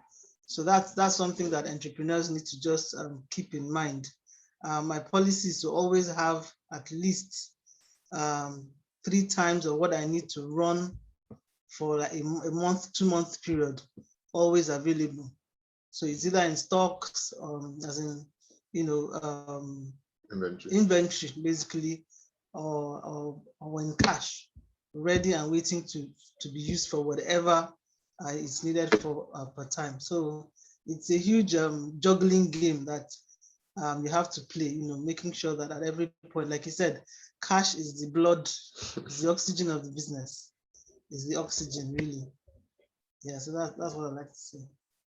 All right. So thank you again, Mr. Njugo. Thank you so very, very much. I know we have a number of questions from all the various sessions that we've had so far. We've had 5 sessions. What we agreed to do is to collate the questions, so that when we're done, we will run through them all, and then we'll speak to them, we'll discuss them. It's going to be like a roundtable where we're able to address them. And we're also sure that in the course of all the presentations, a number of those questions have actually been answered, over and over and over again. So it will be good, to just reiterate when we're having that question and answer session to round up. So at this point, I want to welcome those who are joining us. I see someone is still waiting to be admitted. So there are people still joining us. We are really glad that you were able to make it into this session. This is the 3rd installment in the series of the Colbit Foundation Nigeria Generation Next discussions. We're glad we have 42 participants active here right now, and that's awesome. If you have not registered, we'll implore you to please get into the chat room. There's a form in there. Register your presence. Let's have your name and your information, your contact information. This is also a networking forum. I mean, we didn't know, for example, that Blossom and Mrs. here, they are actually members of the same active network. And that's a very powerful active network, women's network. I say men are almost going to become extinct at this rate, because the women, what they're doing is, but God will help us. Amen. Amen. So the final session is going to be anchored by our very own Mr. Adekunle Akintayo, and he's going to be talking about how you can start a business with 5 million naira in the agro sector, agro-food sector. Now that comes home. In the ag, all of us here eat. You know, all of us here have something to do with thank you. agro. Yeah. So, yeah, Kunle, please, over to you. Just take over. All right, sir. Thank you, sir. Thank you very much, Mr. Aki, and thanks to everybody for joining us today. It's a bit louder. Could you come closer? You're a bit distant. You need to come closer. You're somewhat far away somehow. Is it clearer now? Can you hear me better now? Can you hear me better? Very well, sir. Okay, fantastic. Thank you very much. All right. So again, just before I go into my own section of it, I wanted to thank everybody for being here already. I've learned so much already from all the previous speakers. I've been taking copious notes, actually. I'm very, very glad that we are having this session today. What I will try and do is, I've got a few slides, so I'll just share my screen, and then I'll just go through those slides. Please, if you can see my slides, please let me just know. Just confirm me once you can see this. Can you see my slides? No, yes, I can see it. Okay, thank you very much.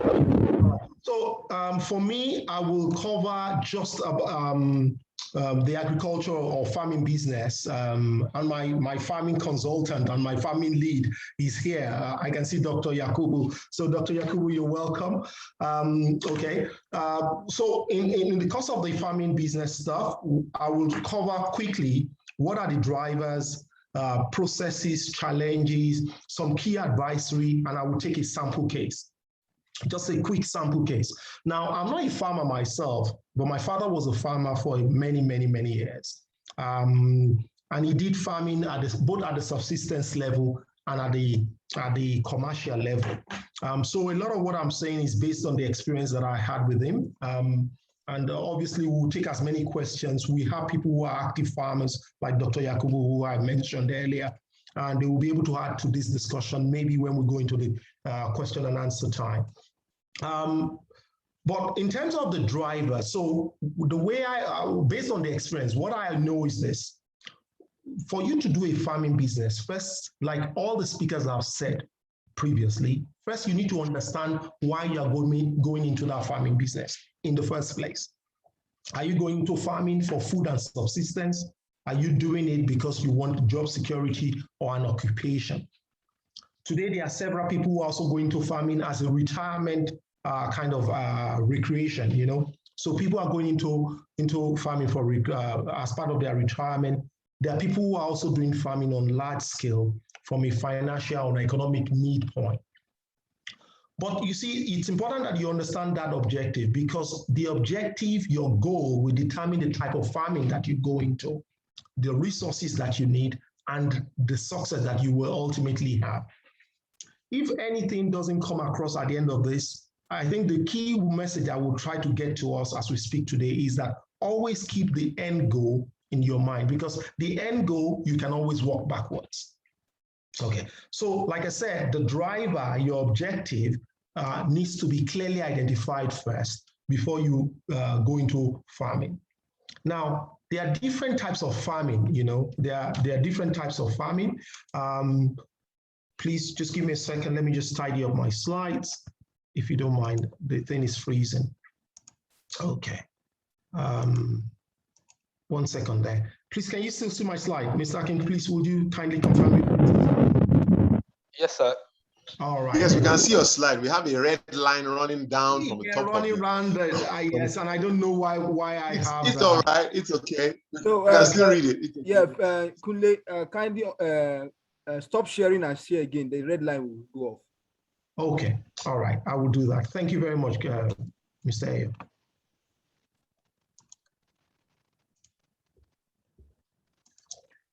All right, so thank you very much. So I was going into the second slide. We talked a bit about the type of farming.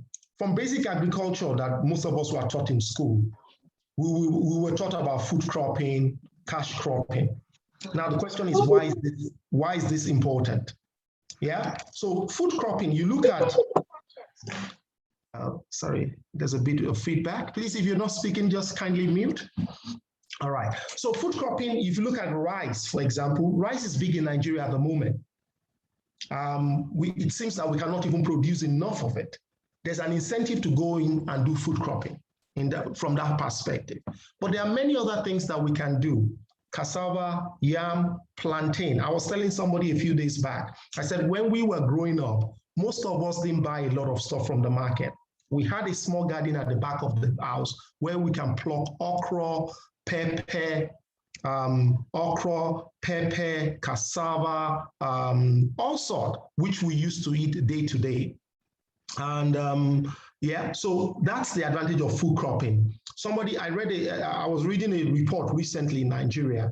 Your question will be then, why am I doing food cropping? Yeah, food cropping, as the name suggests, first for subsistence, but you can also make a lot of cash from it.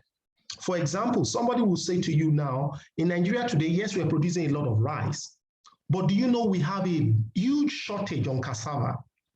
And cassava, yes, we can use for food, but we also use it for cornstarch, which we use to make drugs. We used to make all our Panadol and things like that.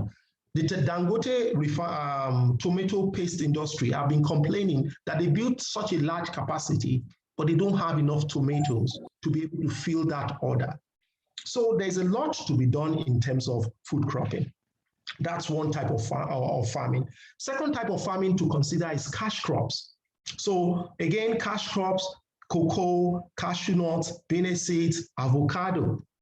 On the international market today, you will see that you're selling cocoa, for example, at $2,400 per ton. A good example is cashew nuts. Cashew nuts on the international market today sells for about $5,000 per ton. $5,000 per ton is about 2.5 million naira, give or take. But if you bought that cashew nut in the local market per ton, is about $500,000. So there's fivefold of money to be made between what you buy on the local market versus what you buy on the international market. I've put a sample case here, for example, on avocado. Recently, I was talking to one of our friends, he's also on this call, Mr. Dr. Wale Adiola, and I was saying to him, he was saying to me, a lot of our younger friends are setting up big avocado farms in Rwanda. So I looked into avocado as an example. And what I found out is that on the global market, avocado is selling at $2,500 per ton. In 1 acre of land, you can plant about 150 trees. And 150 trees, each of those trees will give you between 200 and 340 kilograms per year.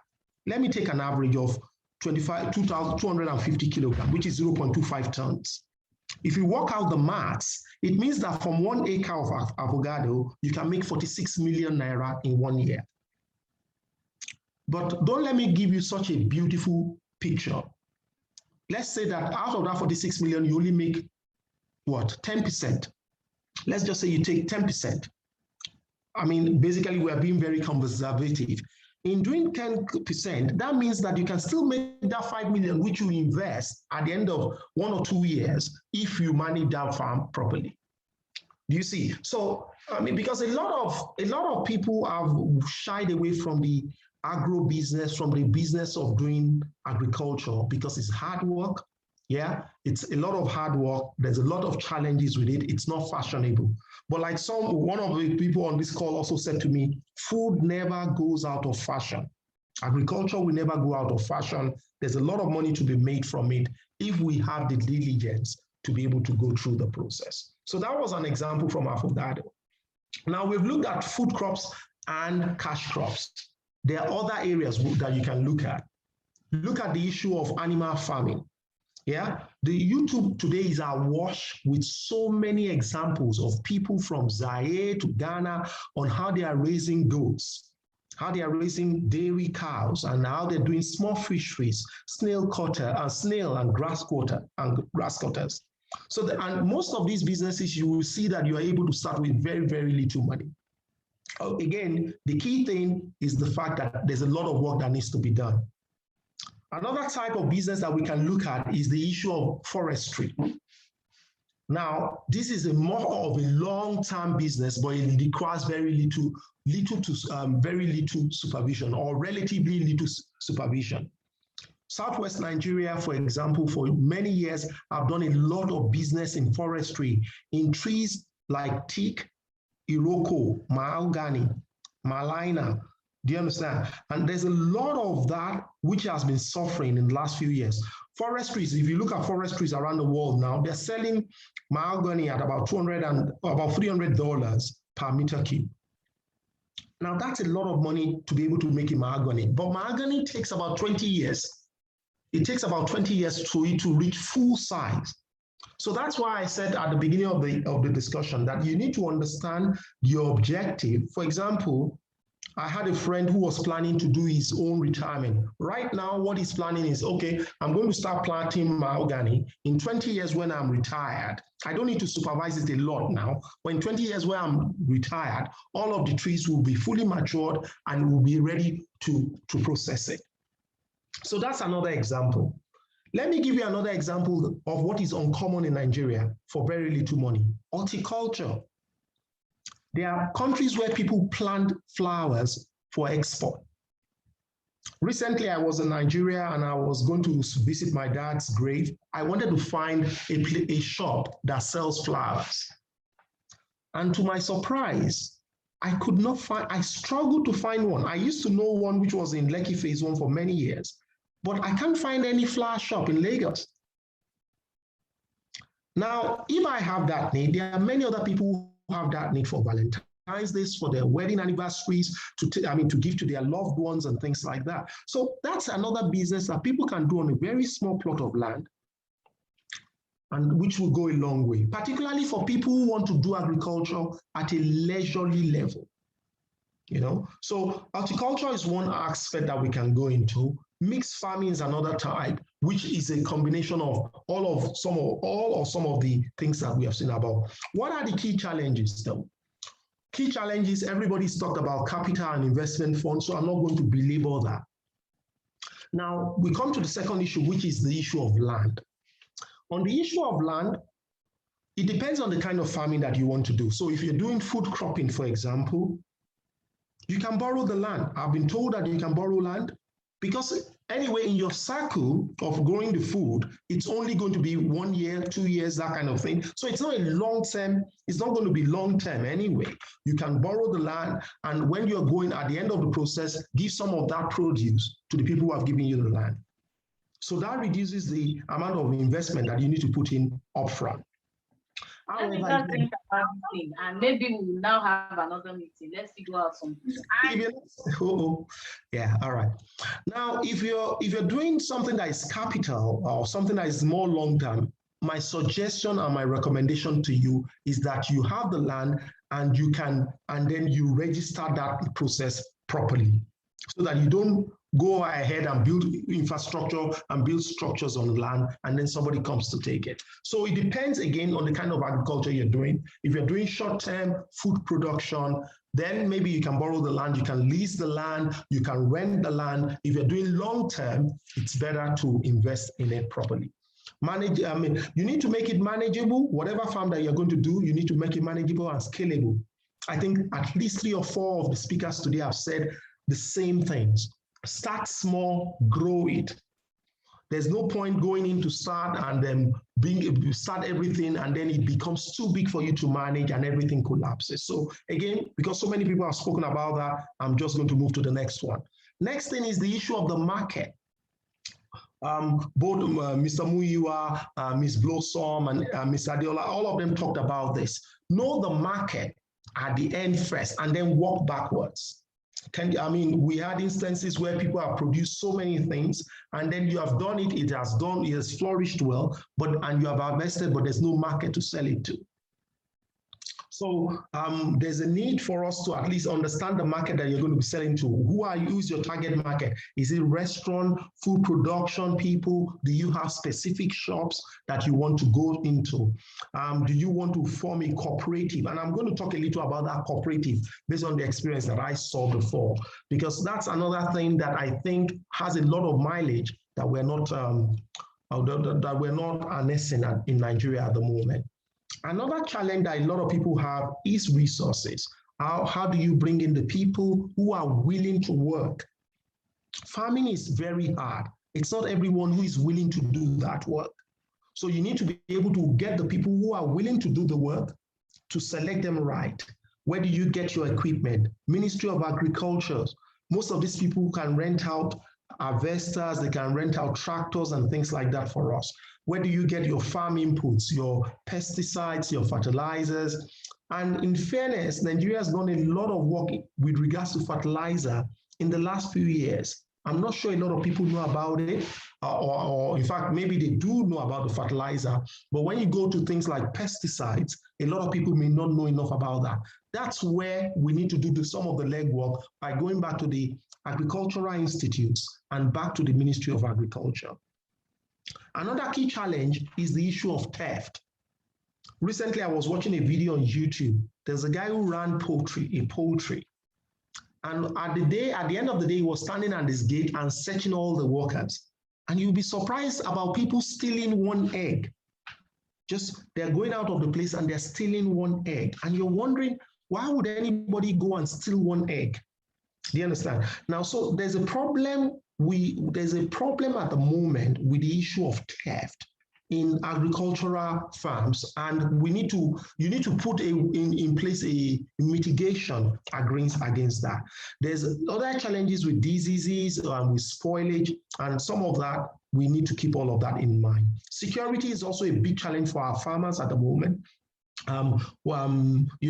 There's a lot of clashes. And one thing that I will always advise if you're doing a farm now is that if you're doing a farm, try and join a cooperative, join a security network. Don't be alone in a place that is remote and you're there alone, because there's a lot of challenge that we're having with securities with farms at the moment. All right. So some of the key advisories, some of the key advisory that I would like to say here is that please let me just close and share this again. I think somebody's trying to capture the screen, so it's making these red marks on the presentation, but that's okay. I will share it again and I'll take that off. Okay, so farming is hard work. Farming is very, very hard work. Anywhere in the world, if you go to Asia and they do a lot of rice planting, these are people who will get up at 4:30, 5 a.m. in the morning, and they will walk back, breaking work till about 11. But the reward is also huge. Land preparation, particularly for those of us who are in southern Nigeria, is huge. It's a lot of hard work. Irrigation is a challenge. So farming is hard work. You need to keep that in mind. Mr. Muyiwa mentioned that you need to understand the business before you get into the business. The second key advisory will be that we need to use the Ministry of Agriculture law. There's a lot of resources which is there that we're not using today. It's like Ms. Blossom said something about NAFDAC. Oh, she thought it was going to be difficult, so she was thinking about not going. And we have a lot of that today. People have shut their mind thinking that nothing works in Nigeria. And because of that, we don't make use of the things which have been afforded to us. We have so many, at least I can count 6, 7 agri-research institutes today that they are still giving people seedlings, they're giving people technical expertise in terms of agriculture. The question is, how much are we using those people? IITA, Institute of Agri-Research, HAMT, all of these things are there. Okay, so it's important that we understand this and we use these people to the best of our ability. Get the market arrangement in place. There's no point to do all of this work without getting the return or the reward that is necessary. So we need to get the market arrangement in place.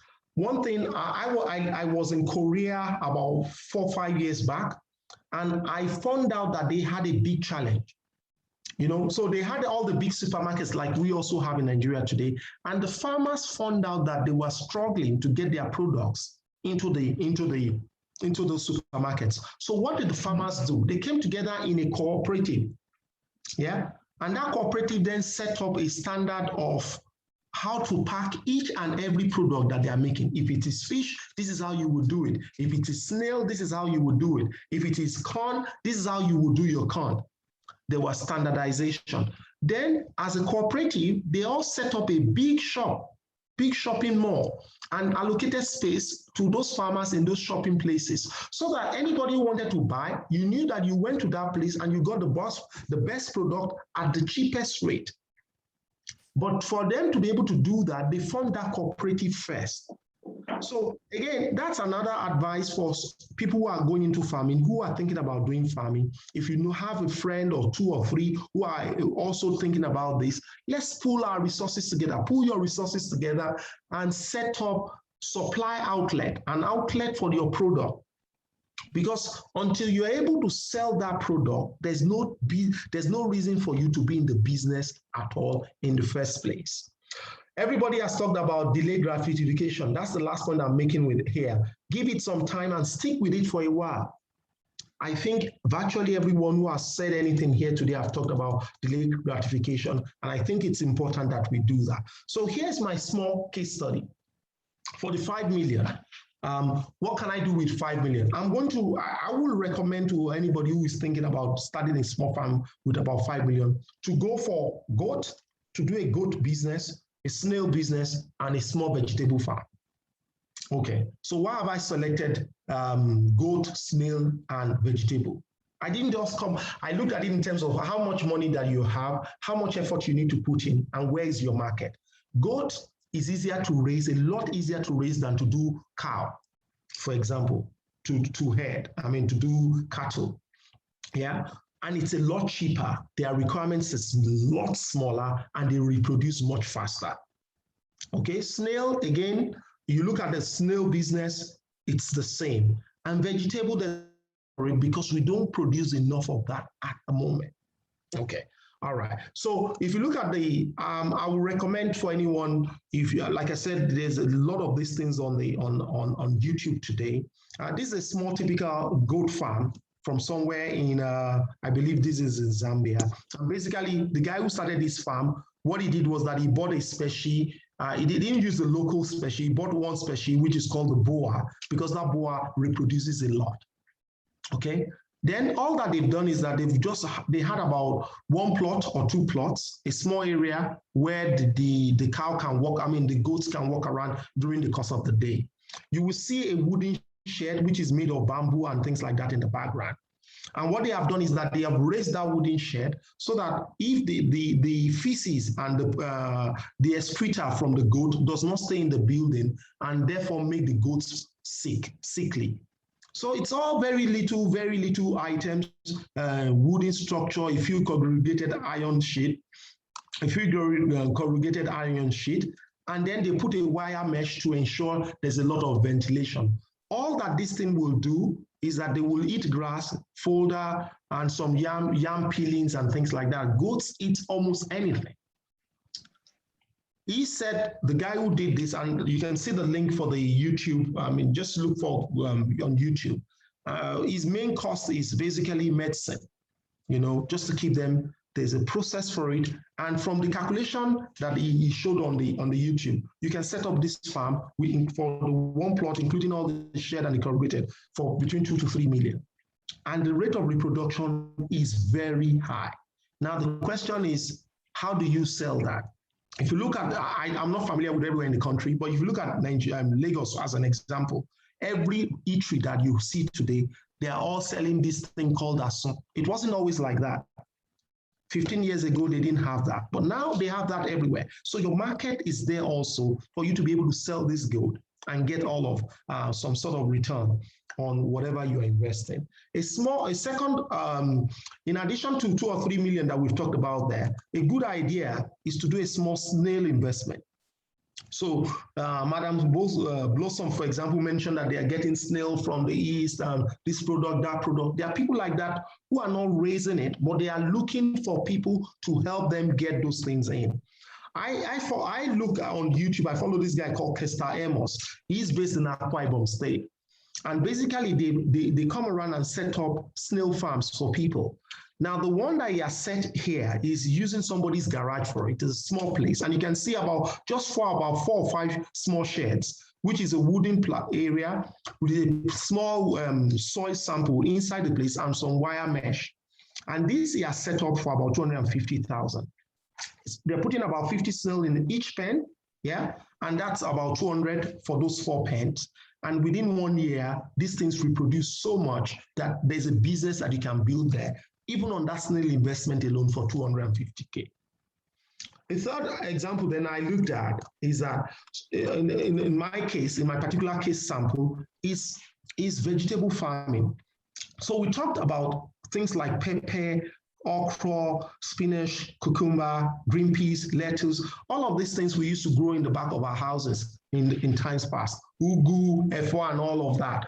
I mean, essentially, again, for this kind of things, all that you need is just a small bed, and constant watering. So if there's access to water, the main challenge that you will have with this will be access to water and somebody to tend it, and then to harvest it properly, package it properly, and sell it as the case may be. Today, if you look at how we're getting a lot of our vegetables, at least in Lagos, in the Lagos area, you will see that a lot of our vegetables still comes from the north.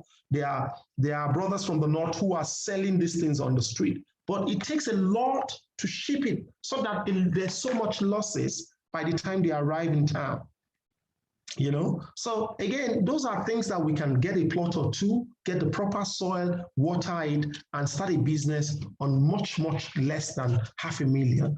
And that will be a typical case study of what you can do with less than 5 million. I mean, 5 million or less. I think I will leave the rest of it for when we have the discussions. That's it. I turn it back to you, Mr. Akintayo. All right. Thank you very much, Mr. Akintayo. Well, towards the tail end, I mean, I had to look at my wife, and you know, we have a small section of land here which we've been saying forever. Look, we should have a vegetable patch here. One part of it has been converted. We planted yam for conscience's sake, so that we will not accuse ourselves too much. So we have some yam growing there. But like, this place has been here forever now. Just plant these vegetables and let them grow. You know, there's ugu there, but it's just to clear it up and do it. And you know what? It makes a world of difference. A world of difference, among other things. One interesting thing you talked about cassava. The other day I was watching a documentary, and most of us probably know bubble tea. We've encountered bubble tea, you know, either if you're in Asia, any Starbucks, ask for bubble tea. What is the bubble inside bubble tea? Is your cassava. You know, that documentary actually showed the farming of the cassava in West Africa and it being shipped all over the world, China, Japan, the US, the UK, for the purpose of making the bubble in the bubble tea. Billions of cups of bubble tea are being consumed every day. Cassava from West Africa is in there, you know. So that, like you rightly said, there's really so much that one ought to do, whether in the immediate term, medium term, or the long term. Part of our own story is the fact that when we discovered the date palm, that sounds like Mungo Park, right? But when we came across the date palm, we're so blown away by its potential. But immediately we realized that there would be a problem by the time you take this thing commercial and you want to take the date palm mainstream. There'll be a problem of supply. There will be a problem of supply. So one of the things that we started to do was to begin to advocate for the need to grow date palm trees. So the same way Malaysia and Indonesia came here, took the oil palm, you know, actually it was in the 20s. By the 60s, 70s, they were growing in commercial large quantities. Today, they're the leading producers of oil palm in the world. Nigeria is number 5, you know, distant 5. We're saying we want to reposition Nigeria to be the leading date palm growing country by the year 2040. Why? The potential this has to cure, to resolve the world hunger and nutrition problem is so awesome, it's so fantastic. That's one plant. Up north here, we have several superfoods like that. There's what you call kuka, baobab. Is the magic, is the super tree. Every part of it is useful. The bark, the leaves. So, and there's so much you can do with it. You have moringa, which has all of a sudden just taken off. Moringa tea, moringa balm, moringa oil, and so many like that. So I think it's the same way Obasanjo had Operation Feed the Nation and every civil servant was compelled to be in agriculture. I think at some point we need to compel ourselves to go back to the farm to do agriculture. Thank you so much for that session. It's been most eye-opening. And I see that people are still joining us during that last session. So if you've just joined us, you're welcome to the third installment in the series of the COVID Nigeria Generation Next discussions. We've been talking about how you can start a business with 5 million naira. We've had 6 sessions this morning and now afternoon, depending on which part of the world you're in. And we've had a very engaging time. So I'm going to take us into the question and answer session right now. I'll allow Mr. Eyo Onyime to anchor that session on the question and answers, so that we can just take all the questions we've been submitting and that we have. I would like to start with the questions that we submitted, so that we can just run through them. If there is any question that is like a duplicate, or if there are questions that are similar, you can just put them across. We'll ask any of the speakers to speak to that particular question, or to speak to that particular category of questions, so that we can get this done and dusted in as short a period as possible. We've already overshot our time, but I'm sure we've had a very good session so far. I'm sure we won't mind just a few more minutes to go through the question and answers, and then we'll be able to close out and do the vote of thanks. So Mr. Eyo, over to you, sir. Okay, thank you very much. Thank you very much. My brother, call him Bam Bam, sorry, but this is an official store, so I can't tell you Bam Shai. Okay. Okay, let's get down into the question, because there are no time. There is basically one question here that is actually going to Madam Blossom. And the question, I'm going to take everything together. So please, all our speakers, will love you to actually take note by the time I actually throw this question to you. Madam Blossom, somebody asked the question, I think it's from Mateola. It says, what are the pointers to resolve the logistics problem?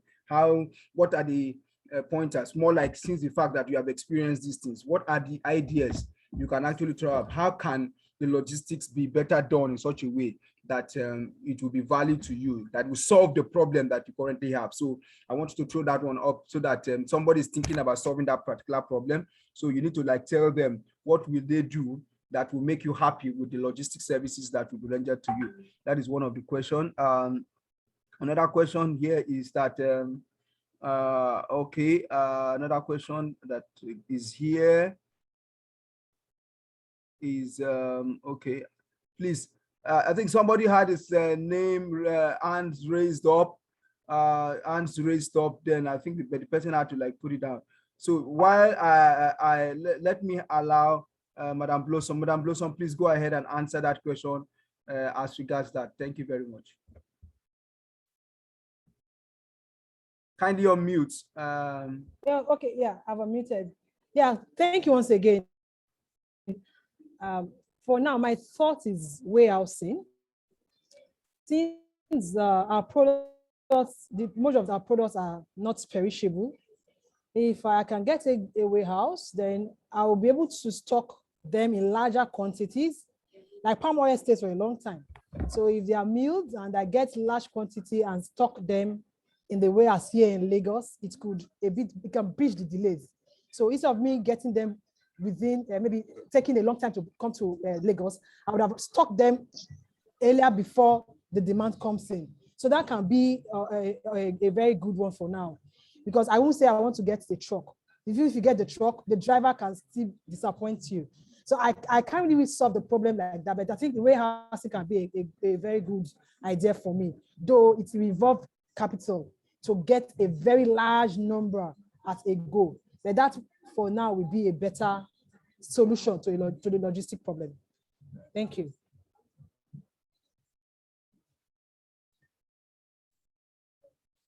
Thank you very much, Madam Blossom. Thank you so much for that answer. Warehousing, if you can actually get that one done.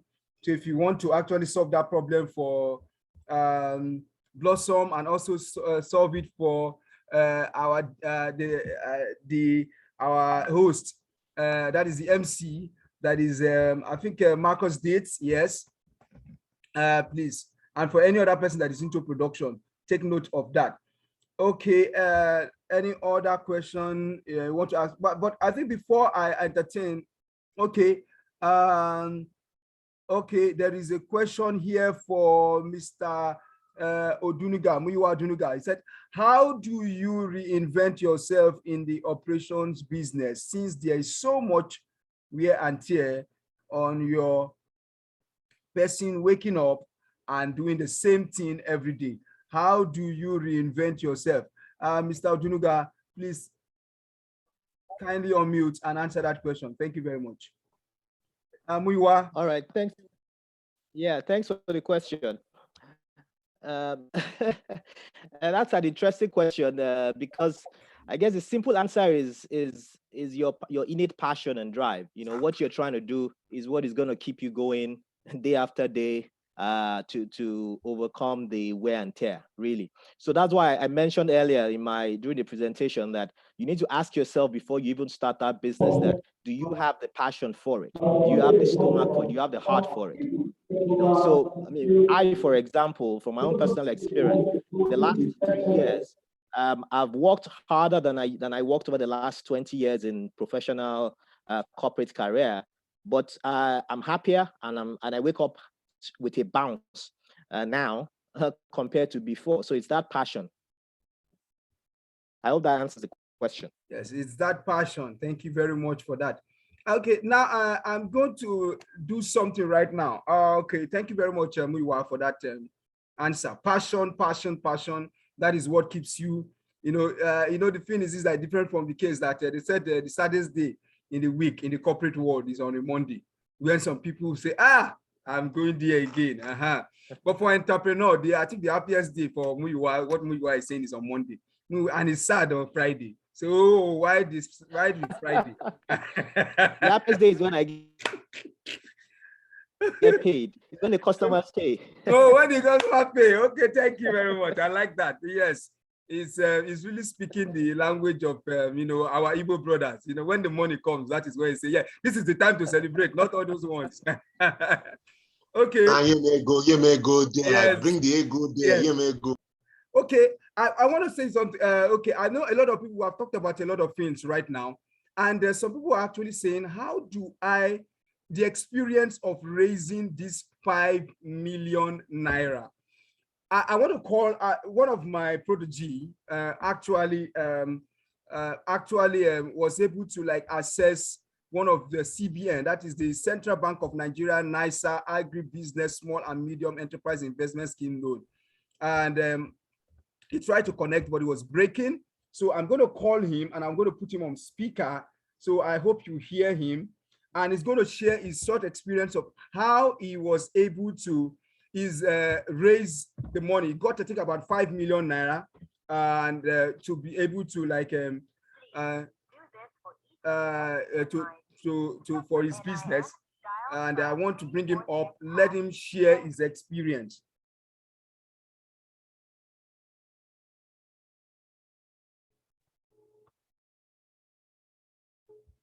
Okay, Yakubu, just hold on.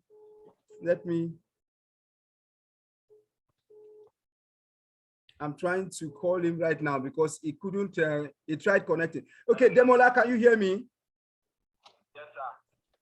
Yeah, please, can you hear Demola? Hello? Demola, can you hear me? Please, I need a feedback if you can hear Demola. Hello? You probably need to bring his the phone closer to the Hello, Demola. You need to bring the phone closer to the speaker so we can hear. Okay, can you hear him now? Demola, go ahead, talk. Hello. Yeah, can you hear Demola? Ayo. Yes. Mr. Ayo. Okay, I need a feedback. Whether anybody can hear Demola. I'm trying to magnify his speakers. Yeah, Demola. Can you hear Demola? I need a feedback. Bam Bam, can you hear me? Hello, Demola. Can you hear me? Yeah. Okay, Demola, Yeah, you're on speaker right now. You're on speaker right now. Okay. And I know you try to connect, and you are basically breaking off. And we wanted to know your experience. How are you able to like get the money from CBN? It was after my own is I think it was a spot price. So it was after I get a certificate from an EGI institute, which is basically business and vocational school. So any EDI, that's an Entrepreneurship Development Institute. So they have it, their certificate is EDI approved. Okay. So after that, they gave us like invitation to come for the program. That's a great small and medium scale enterprise. Okay. Something. So it was a scheme from the central bank. Okay. So after completing the training, we have the certificate. The training is already included in our certificate. Okay. But as a trainer, as an outsider, they wanted to apply. They have to go through the EDI certificate. Okay. For any business is doing, any small scale business, from any entrepreneurship foundation. Okay. So we have to go and get the EDI certificate. Okay. So after getting the EDI certificate, you go to any NISA office. Okay. They have one of the offices at Ikeja and one on the island, which is Marina. So when you get it, you submit it to them. Then they take you on interview. Okay. Your business idea, your business plan. Okay. How long you have been doing the business, how you have been able to generate income. Okay. Yeah, in that business. So they want to have your idea. Okay. On how you have been doing the business. Okay. Then after all, they will approve you. They are going to get access to you based on their experience as I think some experts. That's their experience. They're going to access you based on their experience and give you some like counseling.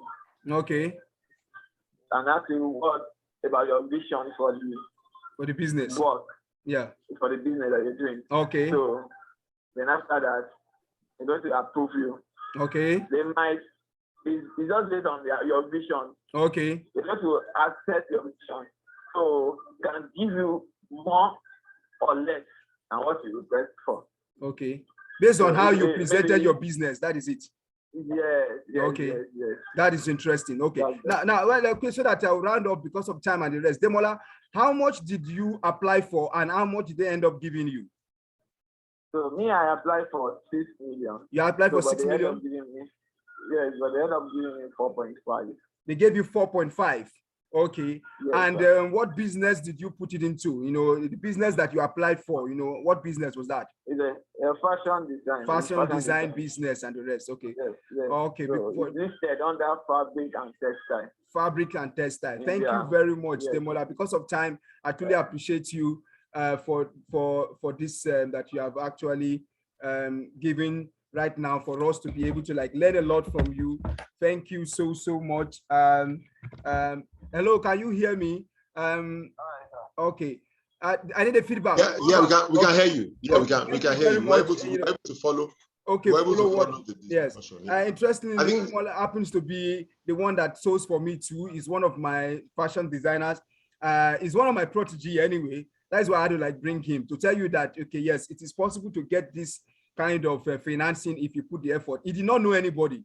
He didn't know anybody. Don't need to know anybody and the rest. Just like he said, he went through the process of an EDC. You need to go to an EDC that is EDI. Sorry, call it an EDI, an Enterprise Development Institute that is accredited by CBN.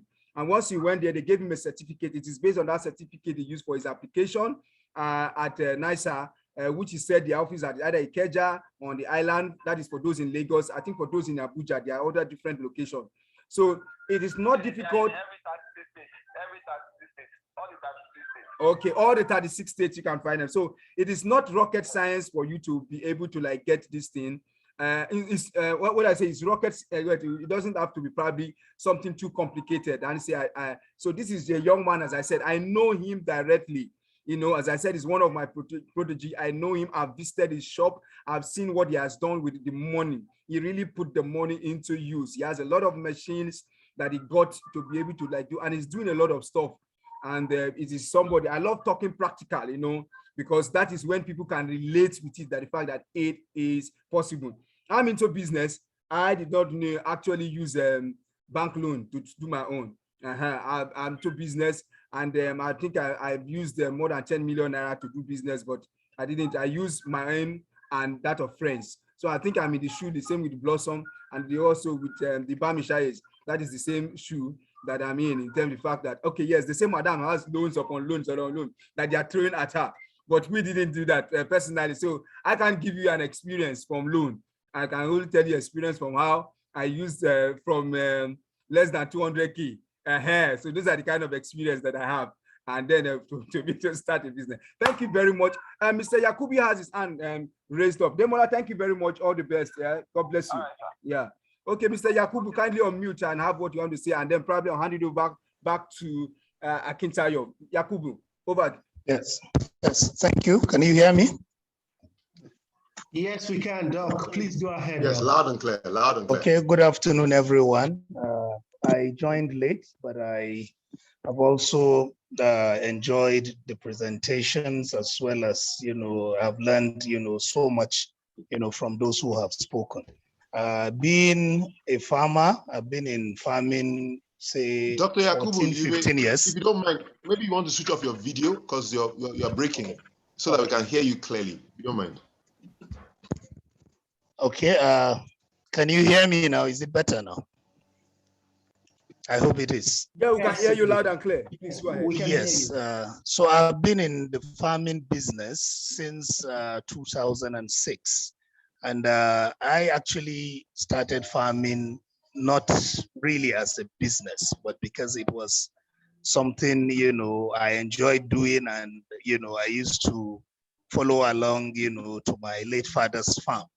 But over the years, you know, I realized that it's actually something that can be profitable. So I just wanted to share my experience that if you're going into farming as a business, a key thing you must bear in mind, you know, is that as a business, going for one crop might not really work, especially with the way we, you know, depend on, you know, the seasonal rains in Nigeria when it comes to farming. We do not have much irrigation infrastructure, you know, so perhaps if you're thinking of seeing profits from farming, the advice I want to give is that you should consider integration. And I think that Kule has given, you know, an excellent lecture on the different areas, you know, that you can venture into. But what I want to stress is one must consider integrating those different aspects, not necessarily all of it, you know, but carrying along like, you know, 3 to 4, you know, forms of farming that he described. Thank you, everyone. You know, I have enjoyed myself and I've learned a lot. Thank you. Okay, Bam Bam, I think it's over to you. I don't think I've seen, except I've missed out any question, but over to you. I think that I'm done. Thank you. Over. All right. Thank you so much, Mr. Ayo Nyime. Thank you so much. And at this juncture, we've already done 10 minutes over our time. We're supposed to actually close by 12:25. This is already 12:35. So I'd like to call up Mr. Adekunle Akintayo, the convener of Colby Foundation, to give the closing remarks and to give a vote of thanks, after which we will then call it a day. So Mr. Akintayo, over to you, sir.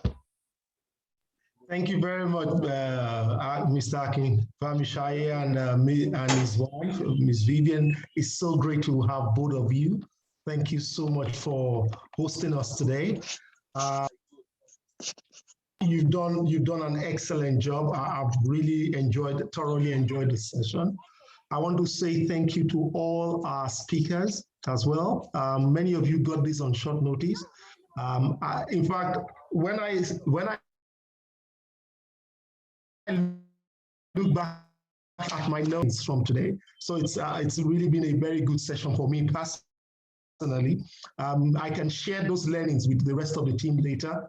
But Mr. Odunuga, Mr. Adiola, Mr. Jude, Ms. Blossom, and Mr. Shojobi, I want to thank you very, very specially for being here today and sharing your wealth of experience with us. So many people have joined us from far places around the world. I saw Mr. Ayoluyomi earlier. He's joined us from Australia. I know the time is not great for some of you. Mr. Doing is joined from Canada. So I know some of you, particularly in North America, it must have been very difficult, but we thank you for your continued support. Thank you to everybody who's joined us in today.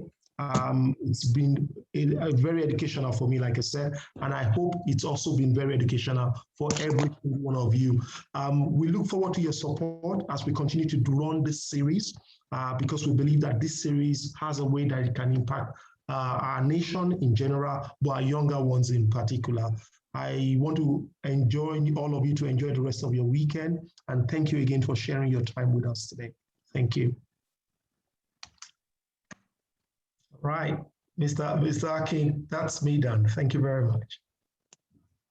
For a second there, I thought the bandwidth was actually telling us to close and go, but not so. So thank you so much. I think enough said. Do we do the second start? So yeah, before we started this session, we said, okay, in the public service here in Nigeria, the second stanza has been taken as the official prayer. So I think we want to close with the official prayer now. Let's see those of us who remember the second stanza of the national anthem. And you can unmute yourself. It may sound like a cacophony, but I think it will work. So let's unmute ourselves as we say the second stanza of the national anthem, which is our closing prayer, after which we disperse. So are we ready? If you're ready. We're ready. Yes, we are ready. People are not unmuting themselves. They are afraid. They don't know the second stanza. Mr. Odunuga, they are still not.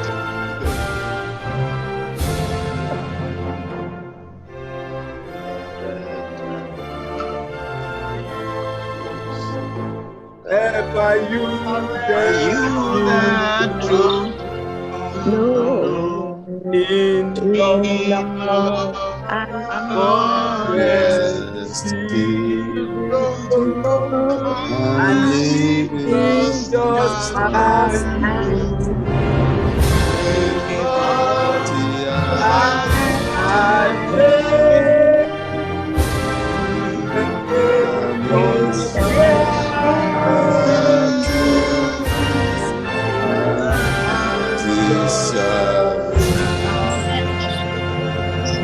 Long live the Federal Republic of Nigeria. Long live Colbert. Long live Colbert Foundation. Thank you so much for Thank you for the opportunity. Thank you. Is that Toby's voice I'm hearing? Bye. Thank you. Bye, everyone. Thank you all. Thank you, everyone. Bye. Thank you, everyone. God bless you. Bye. Thank you.